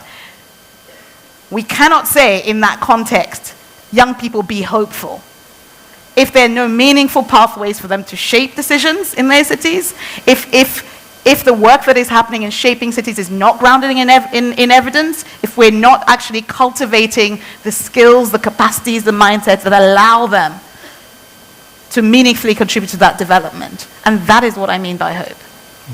Okay, and let's pick this up as well then, James, on, so Montek makes the point that MAGA supporters also have hope, and, but this... But not my hope. But in a different kind of way. Can we explore a little bit more this idea of this great inequality in the US and how that is destabilizing, and what does this mean? Can I just say something about evidence? Knowledge is not some objective thing floating outside society either. You might have noticed in the United States at the moment, there's an enormous rejection of technical expertise why is that? Because that's seen to be part of this project, this liberal project of we know what we're talking about, you don't know what you're talking about, so I'm going to tell you what you should do. So I think, this idea of, yes, we need to make hope conditional on a kind of understanding of the scientific wisdom, absolutely, but that's not a simple problem to solve, because it's got wrapped up with a rejection of a kind of ideological model also. So how do you convey that information when, you know, science is being rejected in many domains, not just in economics, but in medicine, in everywhere you see that, in the United States at least. So I just wanted to make that comment, you know, that this is not a straightforward thing either. And how robust are those institutions, do you see? Well, I don't know. You know, I think the institutions, you know, like institutions are always being challenged. I think that, you know, the problem in the United States is that it's a failure of institutions. It's a failure of inclusion. You know, shared growth has sort of disappeared. You know, this enormous rise in inequality. That is a failure of institutions to adapt, I think, to adapt to globalization, to adapt to technical change, to adapt to changes in labor markets. You know, so institutions have to. I don't think this is an issue of sort of defending, come hell or high water, the institutions we have from attack. No, the institutions have to change. Like democratic institutions have to change. People just have no trust in democratic institutions in huge parts of the world. That's a wake-up call to reboot institutions and change institutions and find ways to make them more accountable, more democratic. So I think that's the question we should be asking. How do we make institutions work better rather than just, you know, how fragile are they? Okay, and we're going to go to questions to the audience in a minute or two. So, and I'm going to ask Montek a question, but have some questions prepared, and the microphones will come round. But Montek, just what do you think is the hardest economic reality here in India today that India needs to deal with? Well, clearly, I think the points that Tallulah mentioned, that, you know, bringing climate change, its reality, its devastating seriousness into people's consciousness is extremely important. I mean, I'm glad that you had this wonderful experience of Bangalore. Too bad we're not have meeting in New Delhi. You would have taken 2 steps out and then stepped right back into the hotel. So, you know, I think people are kind of aware of it. But part of the problem is that when you look at these Sankey diagrams that Tallulah put up, I mean, it's the essence of a complex system that a hell of a lot of things have to move together and change together. And, you know, the essence of, I think, both economics and also policy generally is to oversimplify. I mean, policymakers like simple relationships. You know, I mean, Alan Greenspan became a hero because of the general assumption that, you know, don't let the money supply get out of control, and then you'll have a whole decade of prosperity. Now, mind you, he always qualified what he said. I mean, the famous remark, I think he made to Congress, where he said that if most of you agree with what I've said, it's because you haven't listened carefully enough. So, you know, a really good technocrat puts in all the conditions. But whatever it is, it's the simple things that don't work. But at the same time, it's very difficult in politics to win an election on the grounds that you're going to adopt a system-wide approach and make a large number of changes, most of which the audience isn't actually aware of, and somehow they're going to get behind you.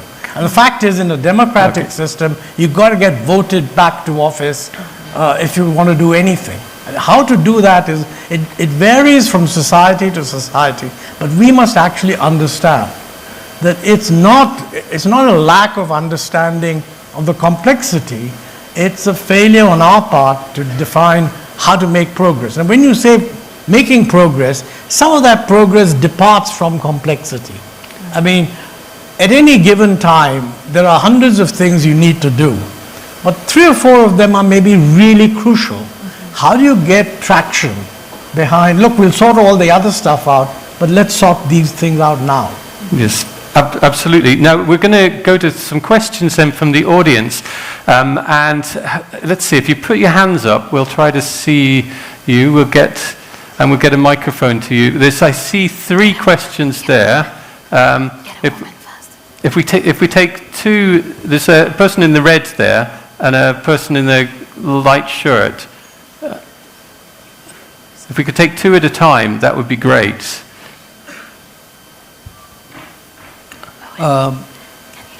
This question is to any of you on the panel, and Montek, with your understanding of India, of course. You said that hope should be grounded in scientific knowledge, and hope that departs from scientific knowledge has little hope of succeeding. Now, my question to you is, there is a growing voice that all the work which has been done based on the scientific knowledge that exists so far has led to extreme inequality in many countries. So when you say it should be based on existing knowledge, what is the change that should be made in the future to ensure that such inequality does not persist? Okay, and can we take the question there on next as well, and we'll do both at the same time.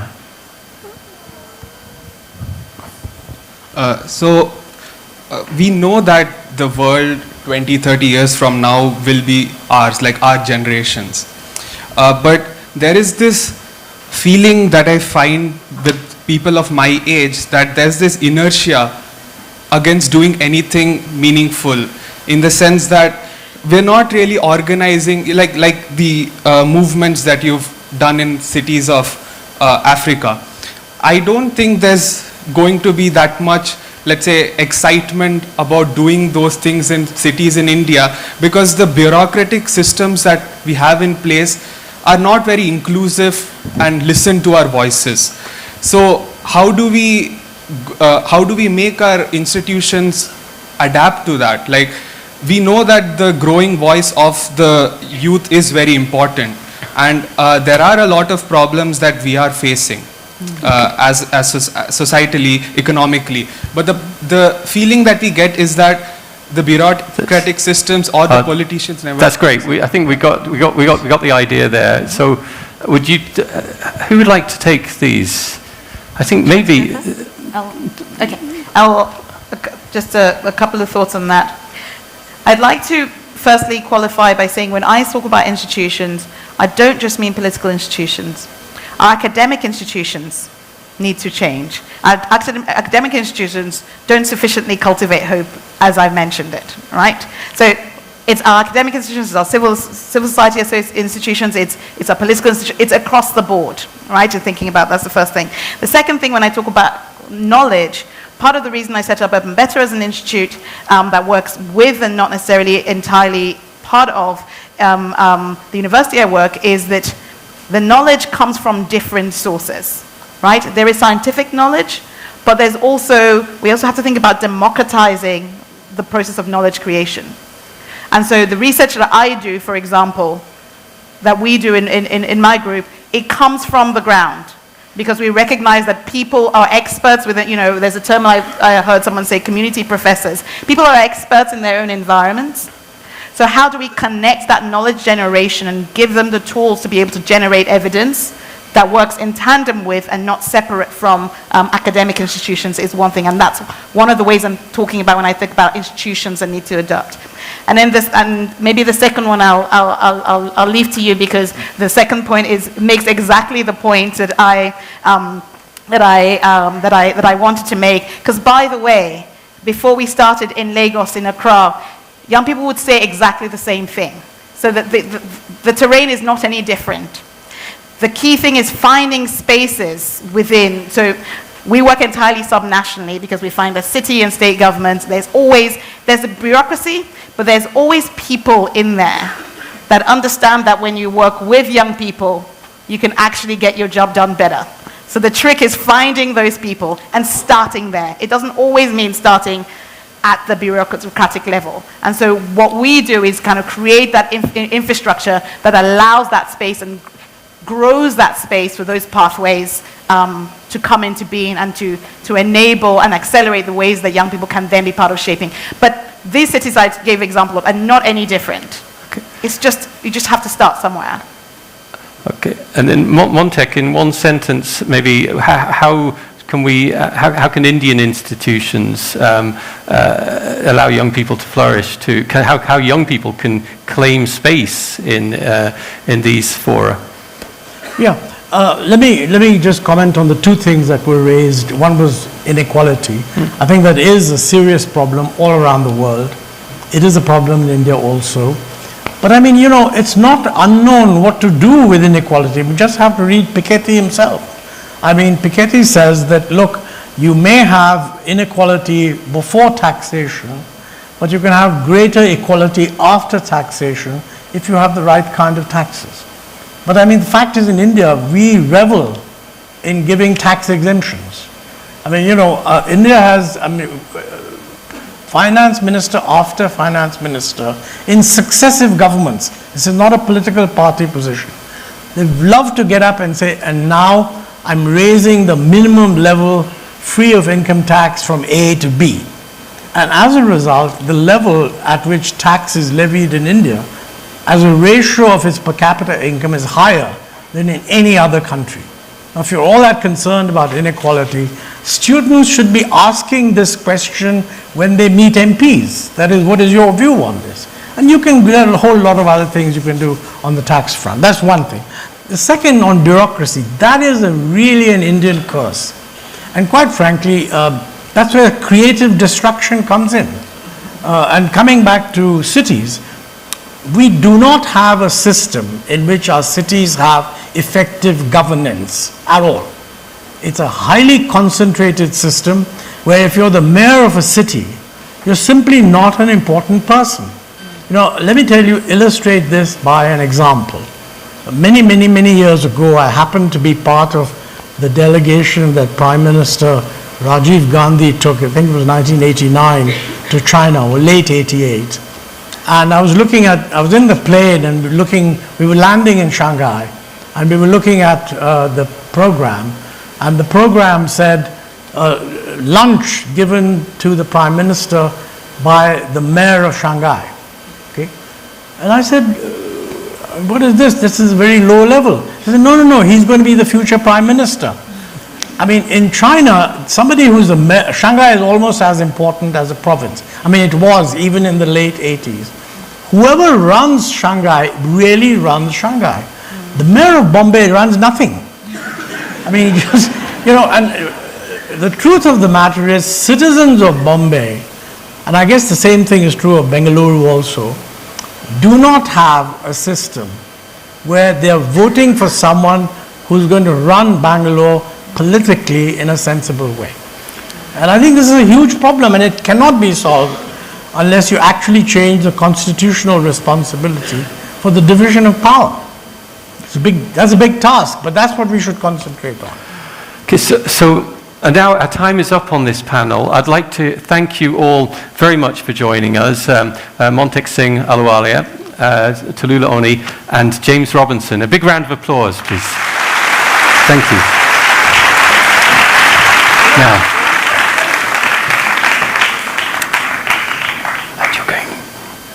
yeah.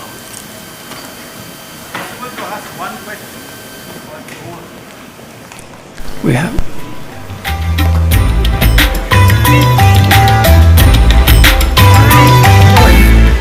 We had planned a brain break after this first session, but this session has been so much of an aerobics for the brains that we're going to jump straight into the second session. So while economics and mathematics and institutions share human progress, science gives us the courage to dream and make it a reality. For our next session, I'm delighted to welcome on stage a man who leads an institution seeded by the trusts and also a cornerstone of nurturing some of the brightest scientific minds in the country. Please put your hands together for Professor Jairam Chengalur, Director, Tata Institute of Fundamental Research.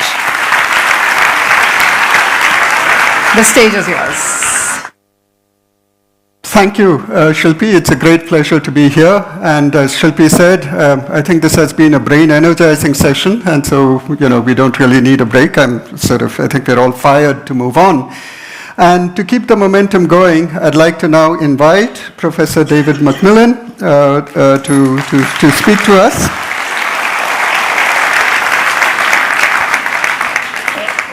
I know you'll waiting to hear from Professor MacMillan, so I'll keep my introduction short. Professor David MacMillan was born and brought up in Scotland, but moved to the US to do a PhD, and after that to a very, very distinguished career in chemistry in the US.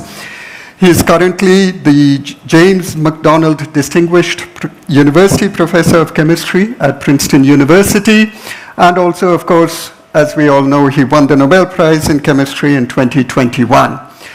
We heard a short while earlier about hope and about how agency is a very important part of hope. So I thought I should sort of mention also that Professor MacMillan devoted maybe all of his component of the Nobel Prize to set up an endowment for the education of financially sort of strained students in Scotland, and therefore to give them agency.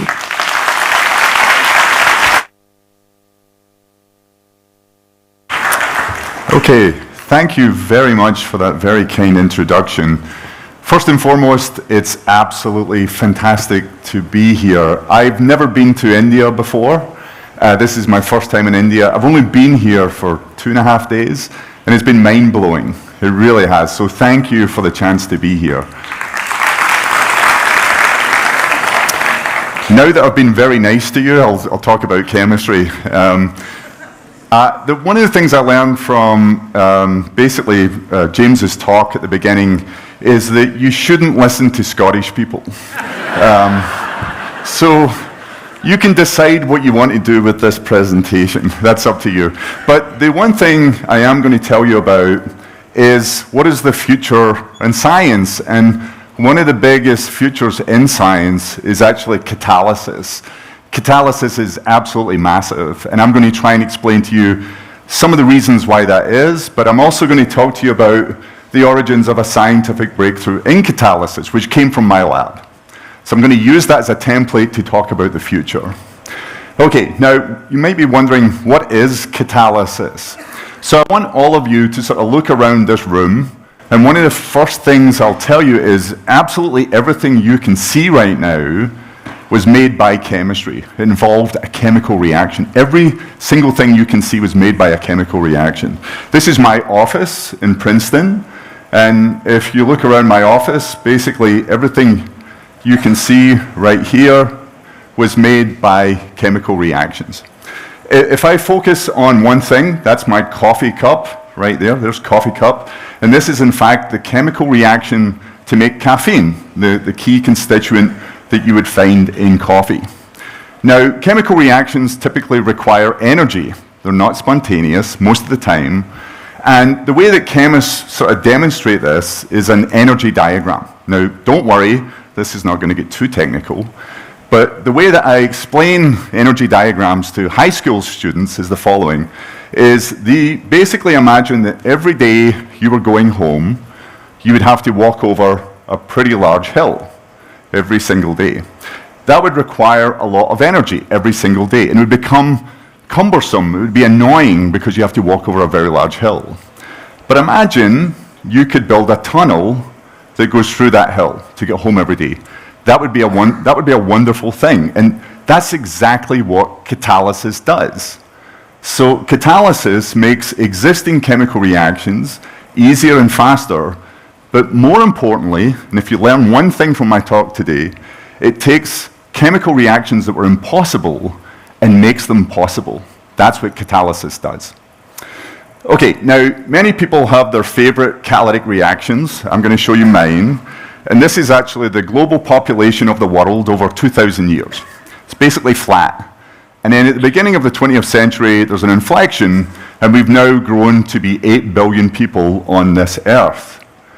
Now, as it happens, you couldn't have 8 billion people on our Earth right now if it wasn't for this one catalytic reaction, the conversion of nitrogen over to ammonia. It's an incredibly important catalytic reaction. In fact, it uses 1% of the world's energy supply every single day. That's how important it is. Now, why do we need this chemical reaction, this catalytic process to do this? Well, we need it to grow crops. We need it to have enough food to allow 8 billion people to actually be on Earth at the present time. And in fact, this is one of my favorite little factoids about this. If you think about your body right now, and you think about all the protein and the DNA and all the nitrogen atoms that are in your body right now, 50% of those nitrogen atoms in your body come from a factory in Germany. If that doesn't freak you out, nothing will, okay?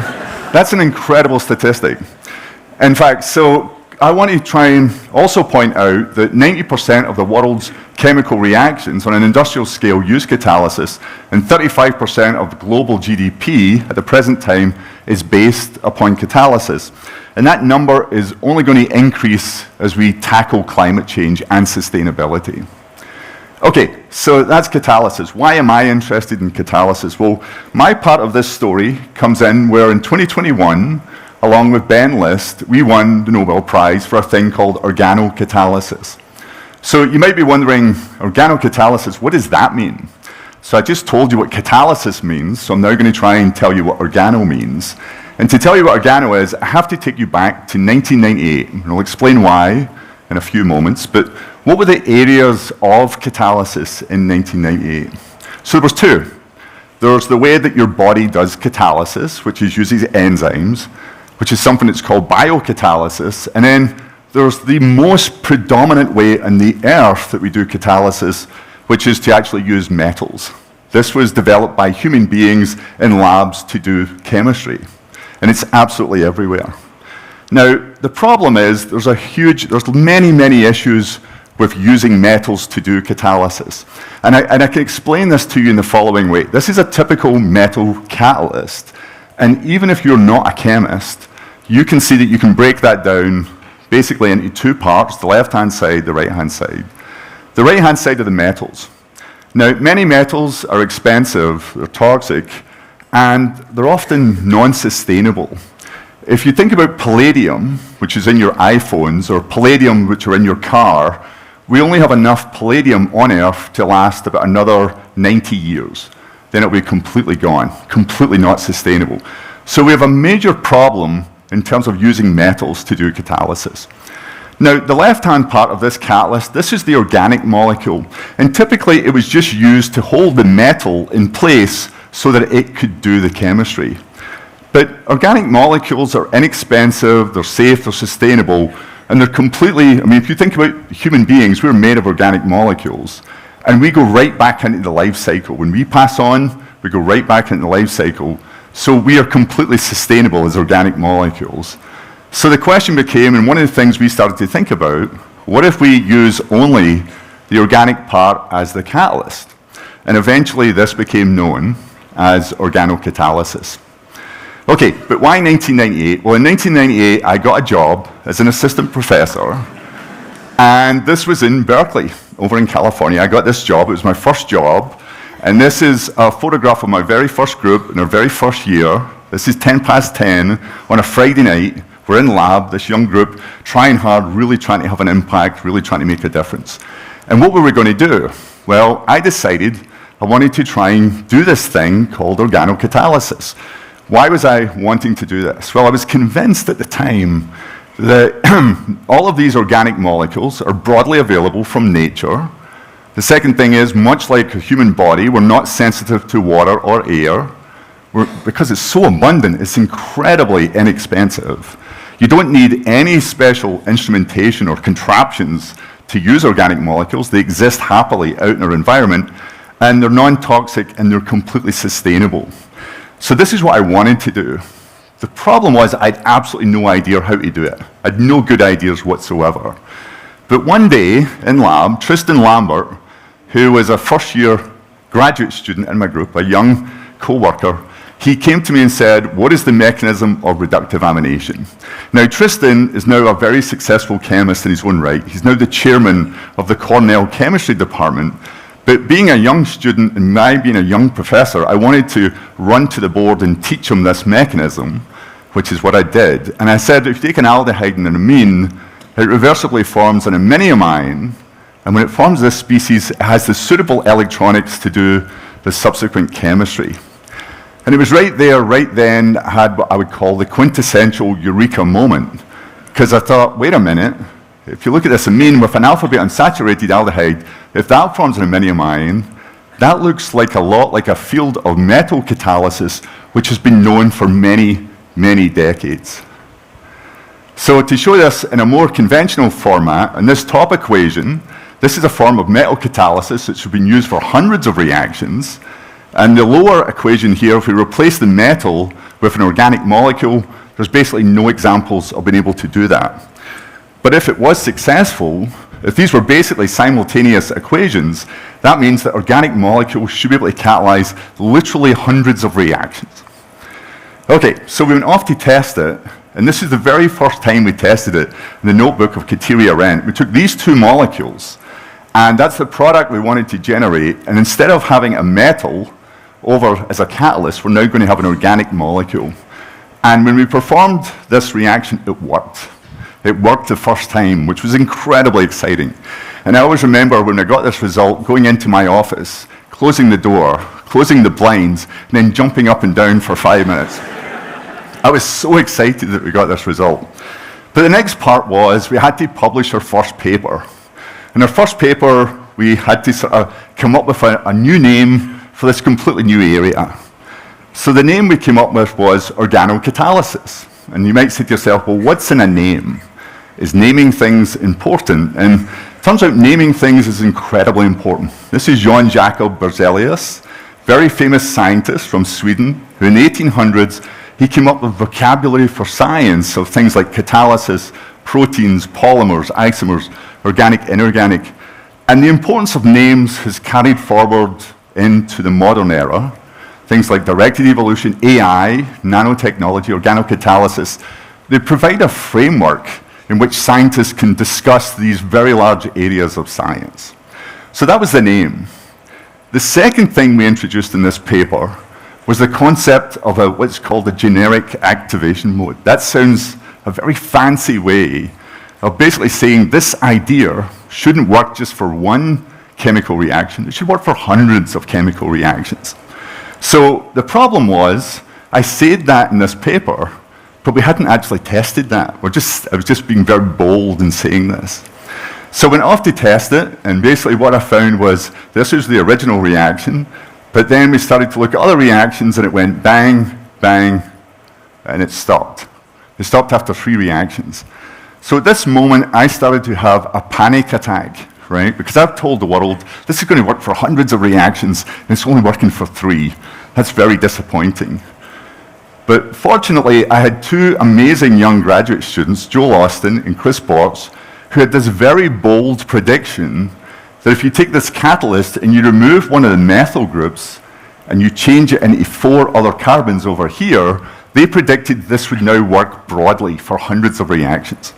Now, to try and demonstrate to a non-chemistry audience how bold this prediction is, I always try to use this analogy. Okay. So this is Zlatan Ibrahimovic. He's a very famous Swedish football player. He's a football god, and he would do incredibly cool things. He was very bold in the things he would do. So I'll show you one bold thing that he did, which is this goal where he does this overhead kick, bang, from there, boom, what an amazing goal. Okay, so I actually showed this video in my Nobel lecture, and a lot of newspapers in London, especially the Times of London, got very angry. And they actually said, Macmillan is Scottish, and the only reason why he showed this goal was because it was scored against England. Now, I think it's a little bit unfair, but let's watch it one more time. All right, so, dang, what a goal. Fantastic, all right, so here's the question. Can we do something this bold and have this beautiful outcome?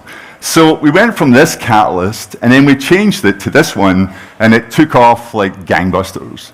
Other people started jumping in, other people such as Jorgensen and Hayashi, many other people started developing catalysts, and now there's hundreds, now thousands of chemical reactions which use organocatalysis. So one of the questions that people often ask me are, what are the applications? What can you actually use this for? And there's a whole range of different ones, but I thought I'd just show you 2.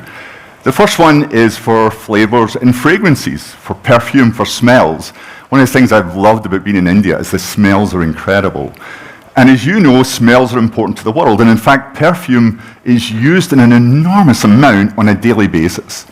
And Firmenich were actually able to take a chemical process where they can now make lily of the valley in 1 chemical step instead of 6 chemical steps, which is a huge reduction in the amount of energy to make this one perfume. But without question, the number one application of organocatalysis has been for medicine and for making medicine. And there's many, many examples of this. I was at Merck last week. They showed me a new cancer treatment they're using or building using organocatalysis. But this is another one from Merck. It's a migraine treatment called Telsegipant. And they're actually able to make this medicine very inexpensively because they're using organocatalysis. Now, there's a third advantage of organocatalysis, and this really goes back to this idea of talking about institutions. And this is the idea of what's now became known as democratizing catalysis.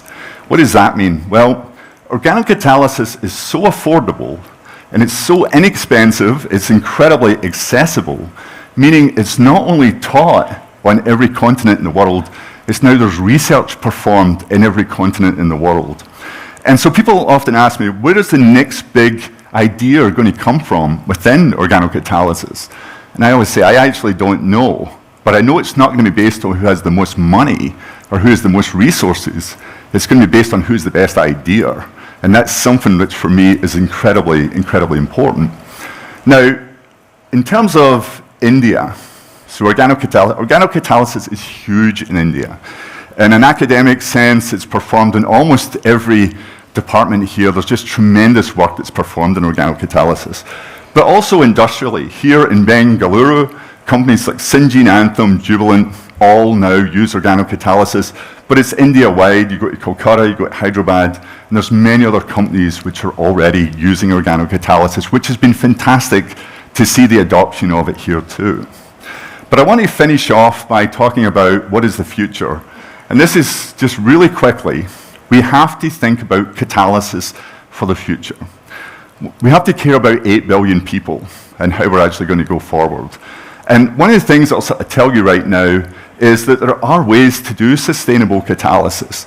Organocatalysis, biocatalysis, photocatalysis, electrocatalysis. If we were going to serve the needs of this increasing population of our world, we're going to actually have to come up with new types of catalysis.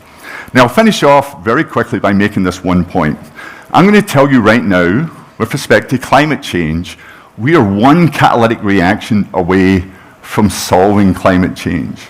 That's absolutely true. So, by a show of hands, I want to ask you the following question. How many people here have thought about climate change and think climate change is a problem? Could you put your hands up? Okay, I think that's basically everyone in the audience. How many people here know that we're one catalytic reaction away from solving climate change? No one. So that's a communications problem. And we want to talk about hope. You want to talk about ways in which for the future we can drive people's confidence or ambition. We have to do a better job of explaining to the world how important these types of scientific areas really are, because we really are that close. Okay, with that, I will finish off, and I'll just say thank you so much for your attention.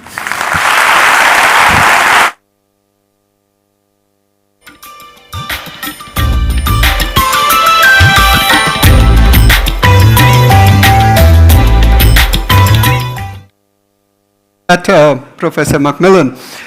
And as you'd remember, I mean, when he started his talk, he told us that a chemical reaction can be thought of as pushing, I guess, in some sense, the molecule over the hill and trying to get to, some beautiful place on the other side. And our next speaker works in public health, which I think, to me has always been a little bit of a Sisyphean task, where I imagine people perpetually trying, to push this boulder up the hill. But I think Dr. Kang has shown us that, if you actually put in enough effort, if you have the optimism and the hope for it, you can actually get over to the other side, and you can actually get to these beautiful green valleys on the other side. Dr. Kang has had a very distinguished career at the Christian Medical College. She was also a pioneer in getting vaccines qualified in India, particularly the rotavirus vaccine. And many of you may be familiar with her because she played a very important role in public health communication during the COVID-19 crisis. She's currently with the Gates Foundation, and without further ado, I'd like to invite Dr. Kang to speak to us.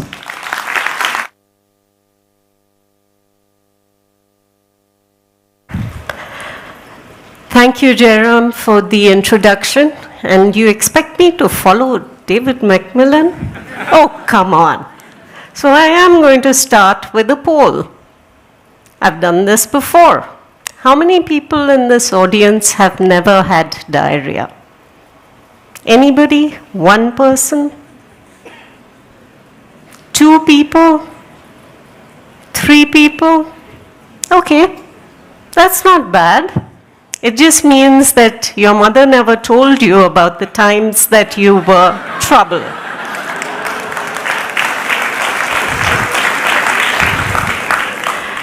So when I was born, about 8.5 million people used to die of diarrhea every year. Of those 8.5 million, 6 million were children under the age of 5. If we compare the figures for last year, the numbers had come down to approximately 1 million, and about half of those were children under 5. So there has been improvement over these 60 years. Now, if I ask you about causes of diarrhea, you're going to tell me that water, sanitation, food safety, and hygiene will fix it all. And I will tell you that you're wrong, because that does work really well for bacteria and for parasites, not so well for viruses. But to tell you this story of what we've done in global health over the past 60 years, I'd like to take you back to 1971. In 1971, India was helping East Pakistan become an independent country. During that time, the war itself was really short, but before the war actually started, a lot of people started to come across from what was then East Pakistan to West Bengal. People flooded into Calcutta, and then when Calcutta started to crumble, they set up refugee camps all along the border. The border is about 4,000 kilometers, and there were over 1,000 refugee camps. If you think back to 1971, it will be obvious that those refugee camps did not have a lot to offer. So if you think about tents and toilets, how do you think it was possible to provide that for the 9.9 million people that were estimated to have crossed during that time? Layer on top of that the monsoon, and you create the perfect circumstances for outbreaks of cholera. And these are pictures from that. We did know about what treatment worked for cholera.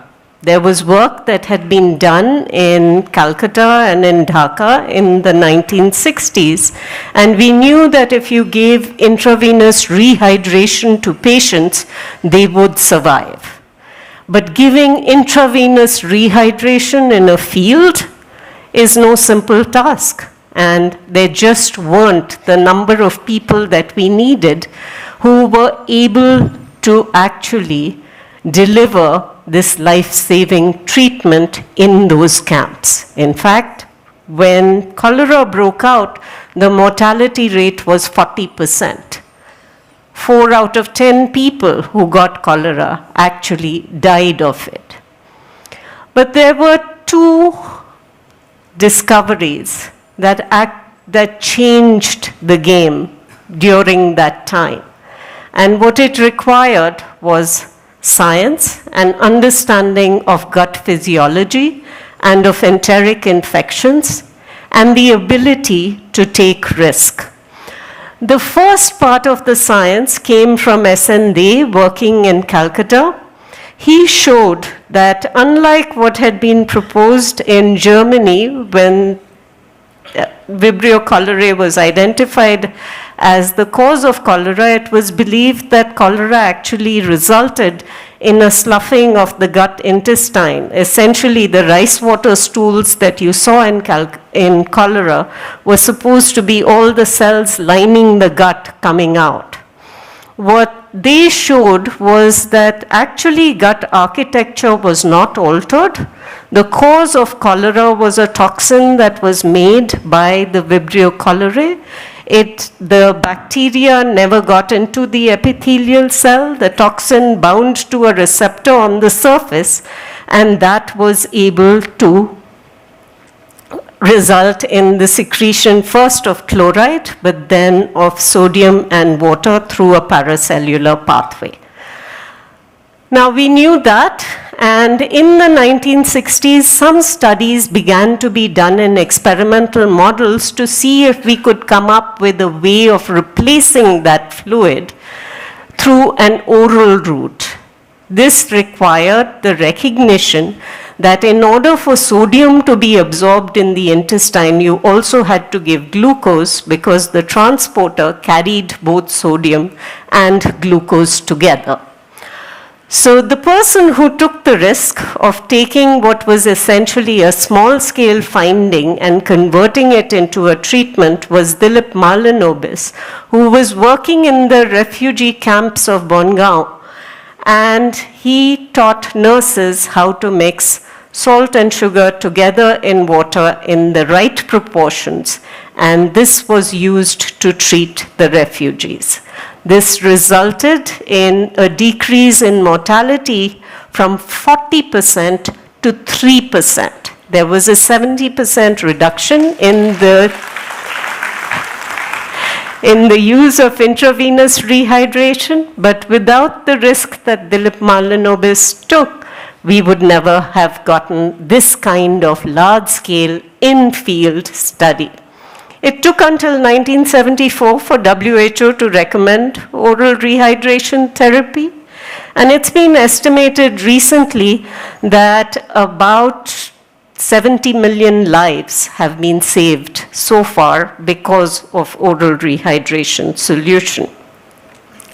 Now I'm going to move from what causes acute watery diarrhea is the cause of an ongoing pandemic, cholera, to a disease that affects children, and this is rotavirus, which is a cause of diarrhea in very young children of many species, including humans. Now, this virus was described as a cause of diarrhea in 1973, and vaccines started to be experimented on pretty early. We started in the late 1970s, and in 1998, we had a vaccine, which started to be used first in the US. If I show you this map of diarrheal disease, these are deaths due to diarrhea. Where do you think the vaccine should be used? Blue is very few deaths. You don't expect children to die of diarrhea in the US. Where should this vaccine have gone first? It should have gone to Africa, it should have come to Asia. It wound up in the US. And that was because rotavirus is a democratic virus. It affects children in rich countries and in poor countries. Unfortunately, though this great scientific breakthrough had been made, one of the problems was that, like many other vaccines discovered in the West, it was very difficult to think about bringing it to India. It cost $200 to immunize one child. But in India, we knew that we needed the vaccine because we had done surveillance studies to identify how much diarrhea there was in India due to rotavirus. It was 40% of all diarrheal hospitalizations in children under 5. And we needed somebody who would take the risk and make a vaccine in India, a country that had never done a phase 3 trial before. The person who took that risk was Dr. Raj Bhan, then the secretary of the Department of Biotechnology, who had found a unique strain of rotavirus in the neonatal wards at AIIMS and then had characterized it in his laboratory and partnered with the US National Institutes of Health, and other organizations, including companies, to make this vaccine. It was no easy task. India had never done a phase 3 vaccine trial looking at efficacy ever before. So it was a challenge for us to do, but we came together as scientists, as bureaucrats, as administrators, as industry, and we did the first phase 3 efficacy trial in the country. This resulted in a vaccine that now costs 50 cents a dose. So you can immunize a child for $1.50 for 3 doses. This vaccine was introduced in India in 2016 and is now being used in many parts of the world. The map that you see there in green shows all the countries that have now introduced the vaccine. And what I'd like to show you is what a difference scaling in India makes. If you look at the graph that is on the bottom right-hand corner, left-hand only graph on the slide, the blue is the cost of the vaccine with a multinational company, and the yellow and the green are the Indian companies. Not only did we drop the price for ourselves, we also dropped it for the world. In 2023, 3/4 of the poorest countries in the world received rotavirus vaccines that had been made in India. So we had people who took risk, people who brought institutions together, and this is what that vaccine change really meant. Until 2010, India used to make vaccines, but we made vaccines that had been made in other parts of the world and for a pretty narrow spectrum of the entire development process of making vaccines. But with the rotavirus vaccine made in India, we went from preclinical studies all the way into phase 4, showing the effectiveness of the vaccines as they were used in India. What did this mean for our vaccine industry? Well, we had this little blip in 2020 to 2022. India was able to make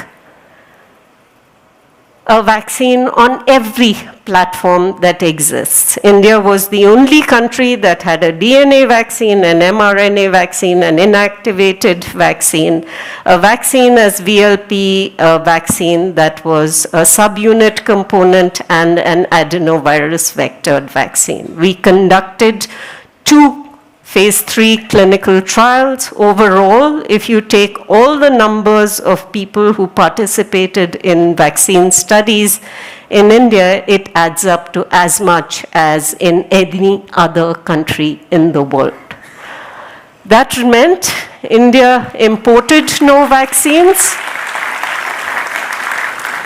We had an immunization program that delivered 2.2 billion doses of vaccines. So this is what building on innovation in our country can do.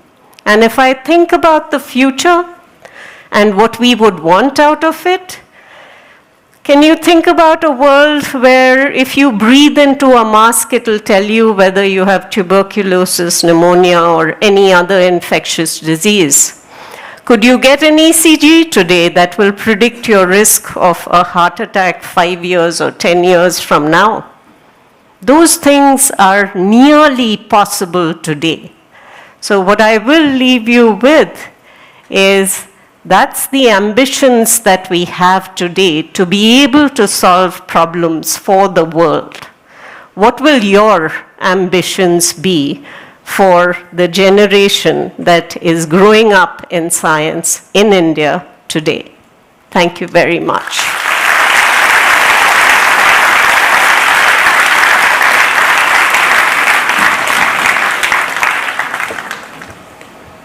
Thank you.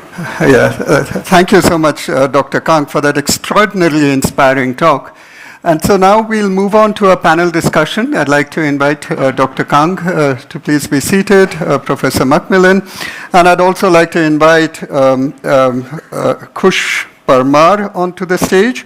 Kush Parmar is a managing partner at 5AM Ventures, which is a leading investment firm focused on funding and building the next generation life science companies. He's also got a very strong connection to Bangalore. He's a board member and co-founder of Immunotherapies, which is based here in Bangalore, and is pioneering both cell and gene therapies in the country at very modest cost. So welcome, all three of you. So I'd like to start by, connecting to some themes which we heard about earlier, about things not being a one-way street, about the interconnectedness of things, about urban infrastructure being health infrastructure, and so on. So I wanted to pick on one particular interconnectedness, and that is between public health and pharma, which could be in multiple ways. That, if you look at the kind of challenges that we will face going forward, which will come from, problems, challenges we know will come up in large numbers due to nutrition, diet, and so on. We can see that we are going to need certain therapies going forward. But also there are issues of feedback where, for example, in tuberculosis, we can see that we are getting a large population which is drug resistant, and this is entirely to do with public health. So what do you think we could do going forward to address these kind of interconnectedness in a more sort of coherent way?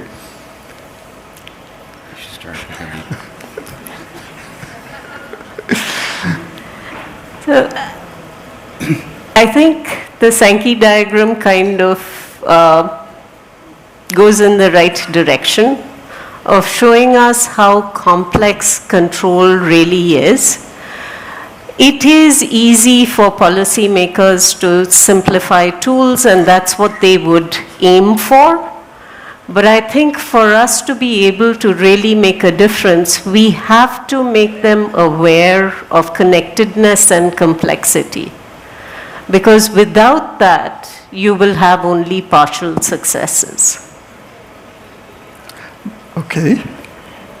May I add? Yeah. I think we should be asking the question, for India to be a leading country, why should India wait, outside of this vaccine, rotavirus vaccine example, in general, 10 years before new medicine is developed somewhere else, before it can be made accessible for India and for other parts of the world? That seems to be unacceptable. And the country has done a tremendous job building on its talent and expertise in chemistry, in manufacturing, industriousness, to build a huge generics industry that's been very, very productive for the country and for the world. But it is time, as we just witnessed in the presentation about the vaccine and the kind of impact it can have for India and for the world's problems, because not where these medicines are invented are not necessarily thinking about the problems India wants to solve and the rest of the world wants to solve. And in order to build the infrastructure and the capabilities to take on those kinds of problems that are unique, not just here, but in other parts of the world, it needs to be going to an innovation-driven regime, and that is immensely awaiting here in India. We've had sporadic examples, but they need to be systematic now. Yeah, thank you. So maybe I'll just follow on that theme of innovation, and clearly you're going to need to be agile to face these very interconnected problems, and both in your thinking and to be able to respond fast when you see these new viruses coming up. So maybe I could pose that question to you, Professor MacMillan, that what do you think would be the role of chemistry? It's obviously important, but what do you think the role of chemistry, particularly in the pharma sector, is going to be going forward? And what do you think in India we could do to take the lead over here?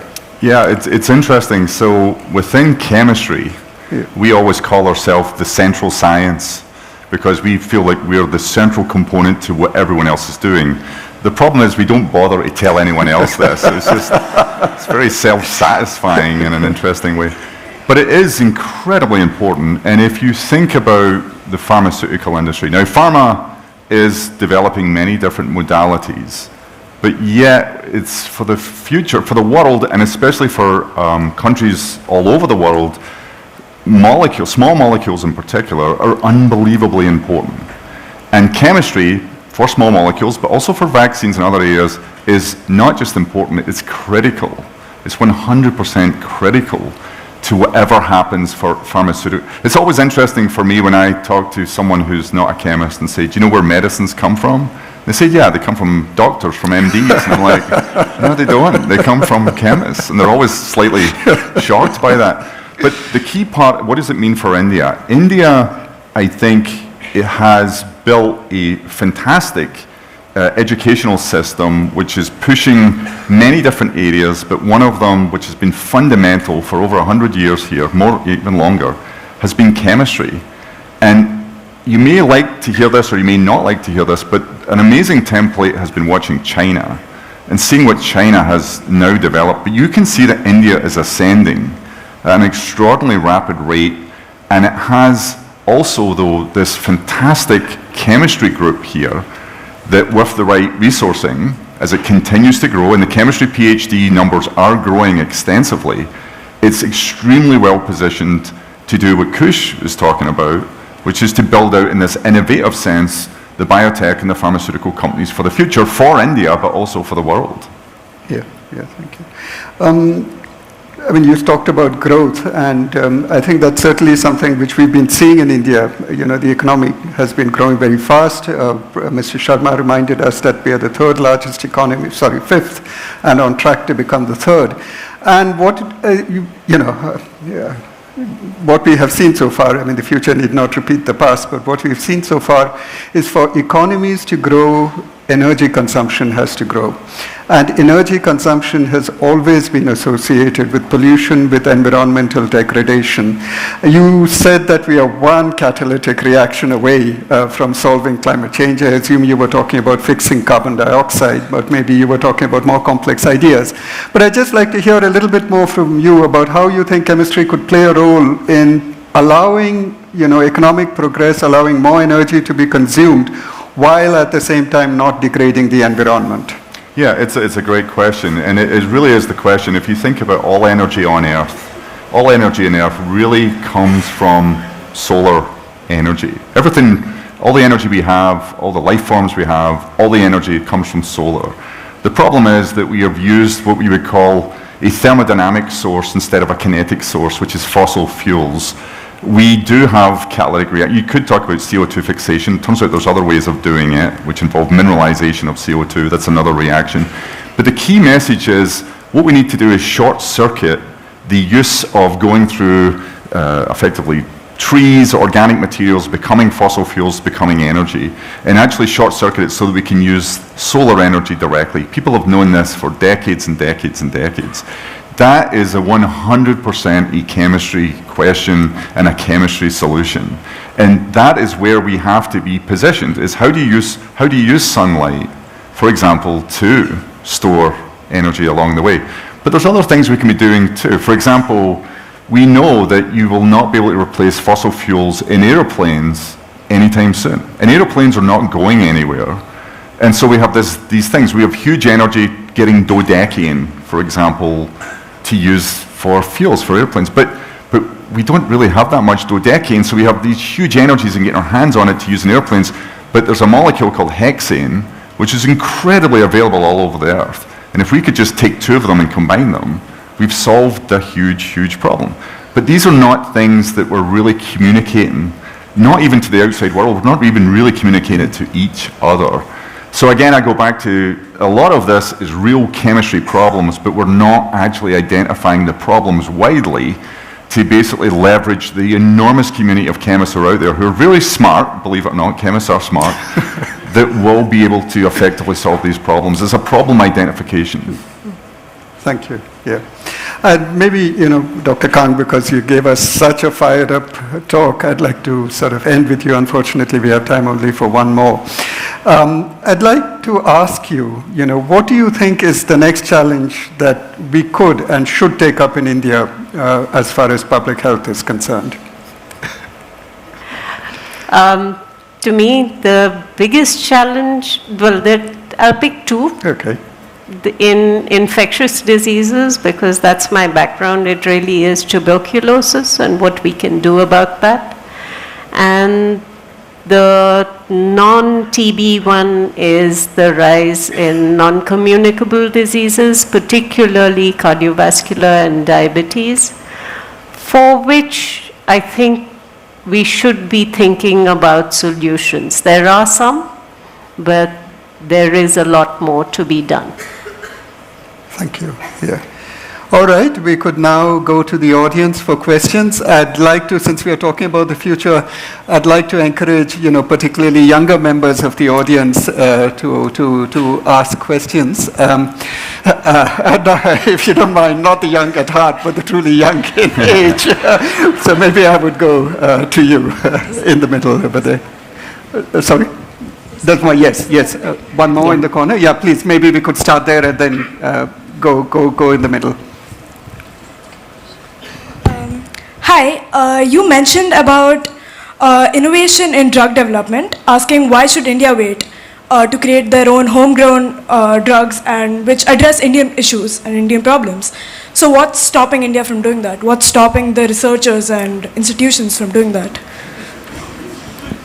It's already starting, but I think we're just at the very, very beginning. It's a wonderful question. India is a country that went in 4 years from recognizing that this country did not have a very complicated cell therapy that can be transformative for cancer called CAR-T medicines.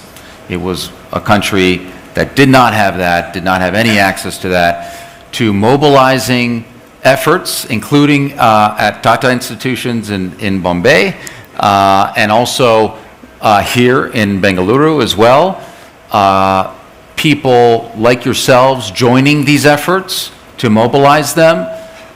Indians abroad returning back to India to join these efforts, and within 4 years going from that recognition of an absence to manufacturing, developing these medicines, conducting clinical trials, to having them now approved. There's now a few approved CAR-T medicines, some of the most complicated, most expensive medicines in the world, here available in India, and that's just the beginning of the journey, and it's sparked many, many other efforts.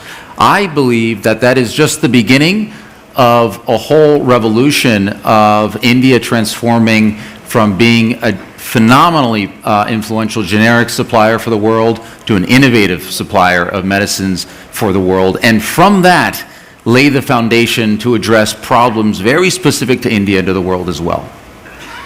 Thank you.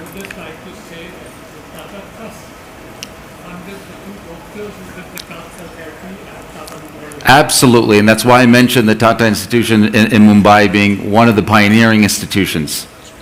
Thank you. So if we could go to the gentleman in the spotted T-shirt in the middle. Sorry, it's a shirt. It is a kurta. Never mind. Greetings. While it is true that most of us are trying to do something new to the best of our capabilities, my question is to Professor MacMillan, that is, how do we develop an intuition where we can distinguish whether what we are doing is essentially going to make a big change? How do we develop that intuition? Yeah, that's a really great question, and a question I get a lot of the time is, how do you develop an intuition to win a Nobel Prize? It's a very difficult question to answer, actually. What do I tell everyone who leaves my group, who go, whether they go to pharma, to industry, or become an academic themselves? I have a very simple test. When you come up with an idea, do you think it's cool? And it's literally that simple. Do you think it's cool? And if you honestly, deep down inside, go, that's cool, that is really cool, it turns out you're not the only one who's going to think that. Lots and lots of other people are going to think that too. But you have to be incredibly honest with yourself. And a lot of times in science, we do things for the wrong reasons. We do it because we think we'll get a paper, or it'll be cited, or we'll get funding, or we'll do these other things. And to my mind, that's not a great way of doing science. Maybe I'm lucky I have the luxury, I don't have to think that way. But honestly, it always comes back to your own self-analysis of what do you think is cool. And if you think it's cool, to be honest, it doesn't really matter what other people think anyway, so, because you really like it. So that's my only sort of advice.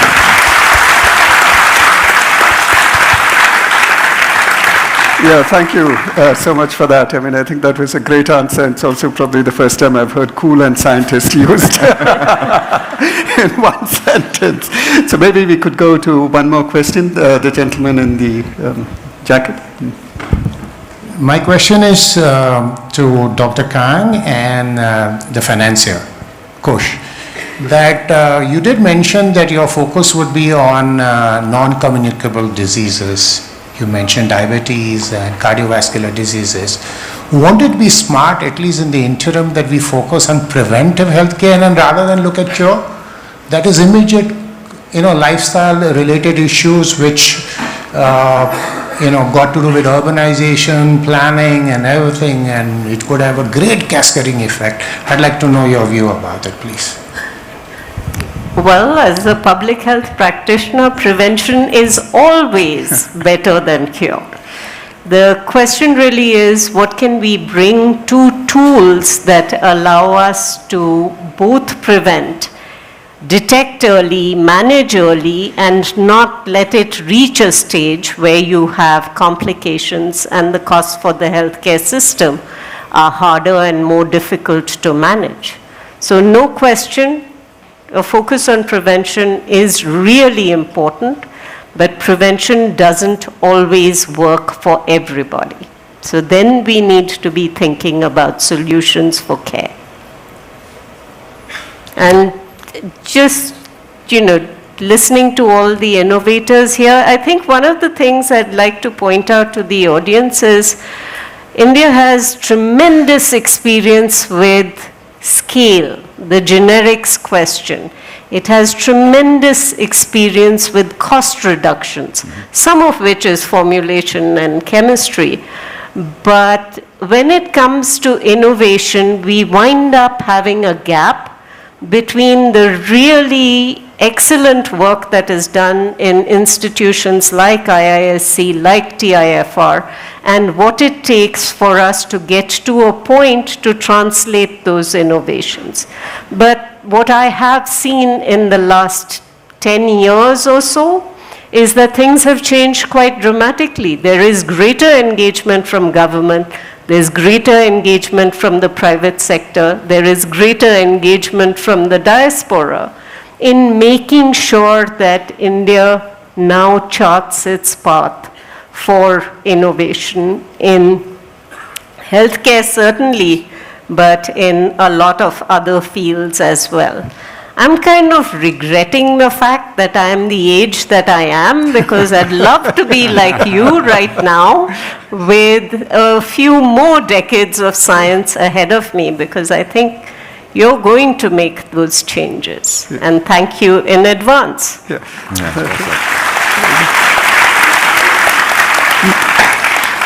No, I'm sure, Dr. Kang, you have many more decades of science ahead of you.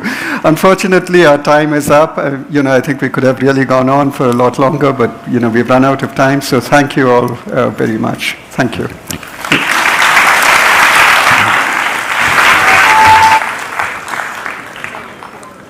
On stage, please. And James, if you could join us, please. And thank you all very much. We're coming to a close. I hope you've enjoyed it as much as we have. We'd like to invite David and James back on stage for a few parting words. Please. Where do I stand? You're going to tell me this time? Or do I have to make it up again? Oh, just here's great. It's on. Yes, so any final reflections, anything that you'd like to say particular? I had a couple of things to say. I was very inspired by the example of organocatalysis, because, you know, working in developing countries, any sort of technological innovation that can level the playing field in that way, I find like absolutely amazing. You know, I always say the two-word version, you know, of why there are poor countries in the world is wasted talent. So anything that can allow us not to waste all that talent in Africa, I think that's absolutely fantastic. I also love this example of oral rehydration therapy and a kind of innovation in the South which just spread everywhere all over the world. But before we get too excited about all these real scientists in the room, I'd like to remind you that it was human beings that caused the famine and disaster in Bangladesh, and the war and the conflict and the violence. And that's why we need social scientists too.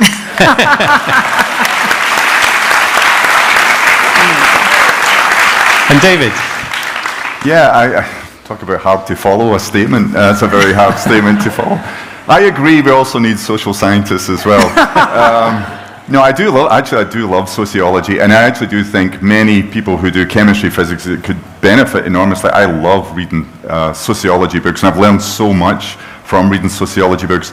But as a parting statement, I'm really just wanting to sort of focus on you, and literally this idea of coming to India and giving this presentation. One of the things that's been really phenomenal for me, even in the short time I've been here, but even discussing this with so many people about being here, is there's this whole idea, and this came back to the hope part, there's this real sort of bubbling confidence and aspiration that you can feel coming to India, and it feels like this is kind of India's moment, and India knows it, and the people know it, and they're putting together all these components that is allowing this to also come through. And so for me to get the chance to come here and talk to all of you about it has been fantastic, but ultimately this is about what you're going to do, and so we hope that this is useful to you, but the rest of us is really looking forward to seeing exactly what's about to happen. So thanks very much. On that brilliant note of hope and optimism for the future, we come to a close, but we're on stage with two laureates, and this is our moment to capture.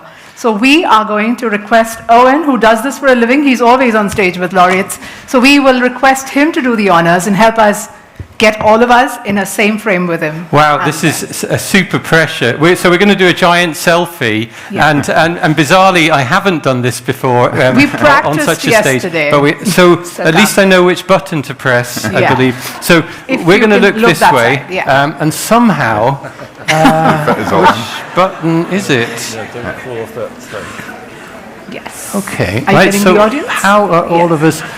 Right, and we're going to count you down, and we want a big cheer. Should they stand? Is that? No, you have to be in as well. Thank you. Somehow. I want to win. You have to get in. Do you want me to go? Okay, and right, 3, 2, 1, cheer! Whoa! Is that? No, you switched it off. That is right. We need one more, guys. Okay, let's do this. Right, 3, 2, 1. Whoa! Nope. Excellent. Oh, Thank you. That sound worked. Thank you all so much. It's been lovely having you here. Thank you very, very much for being here. Okay.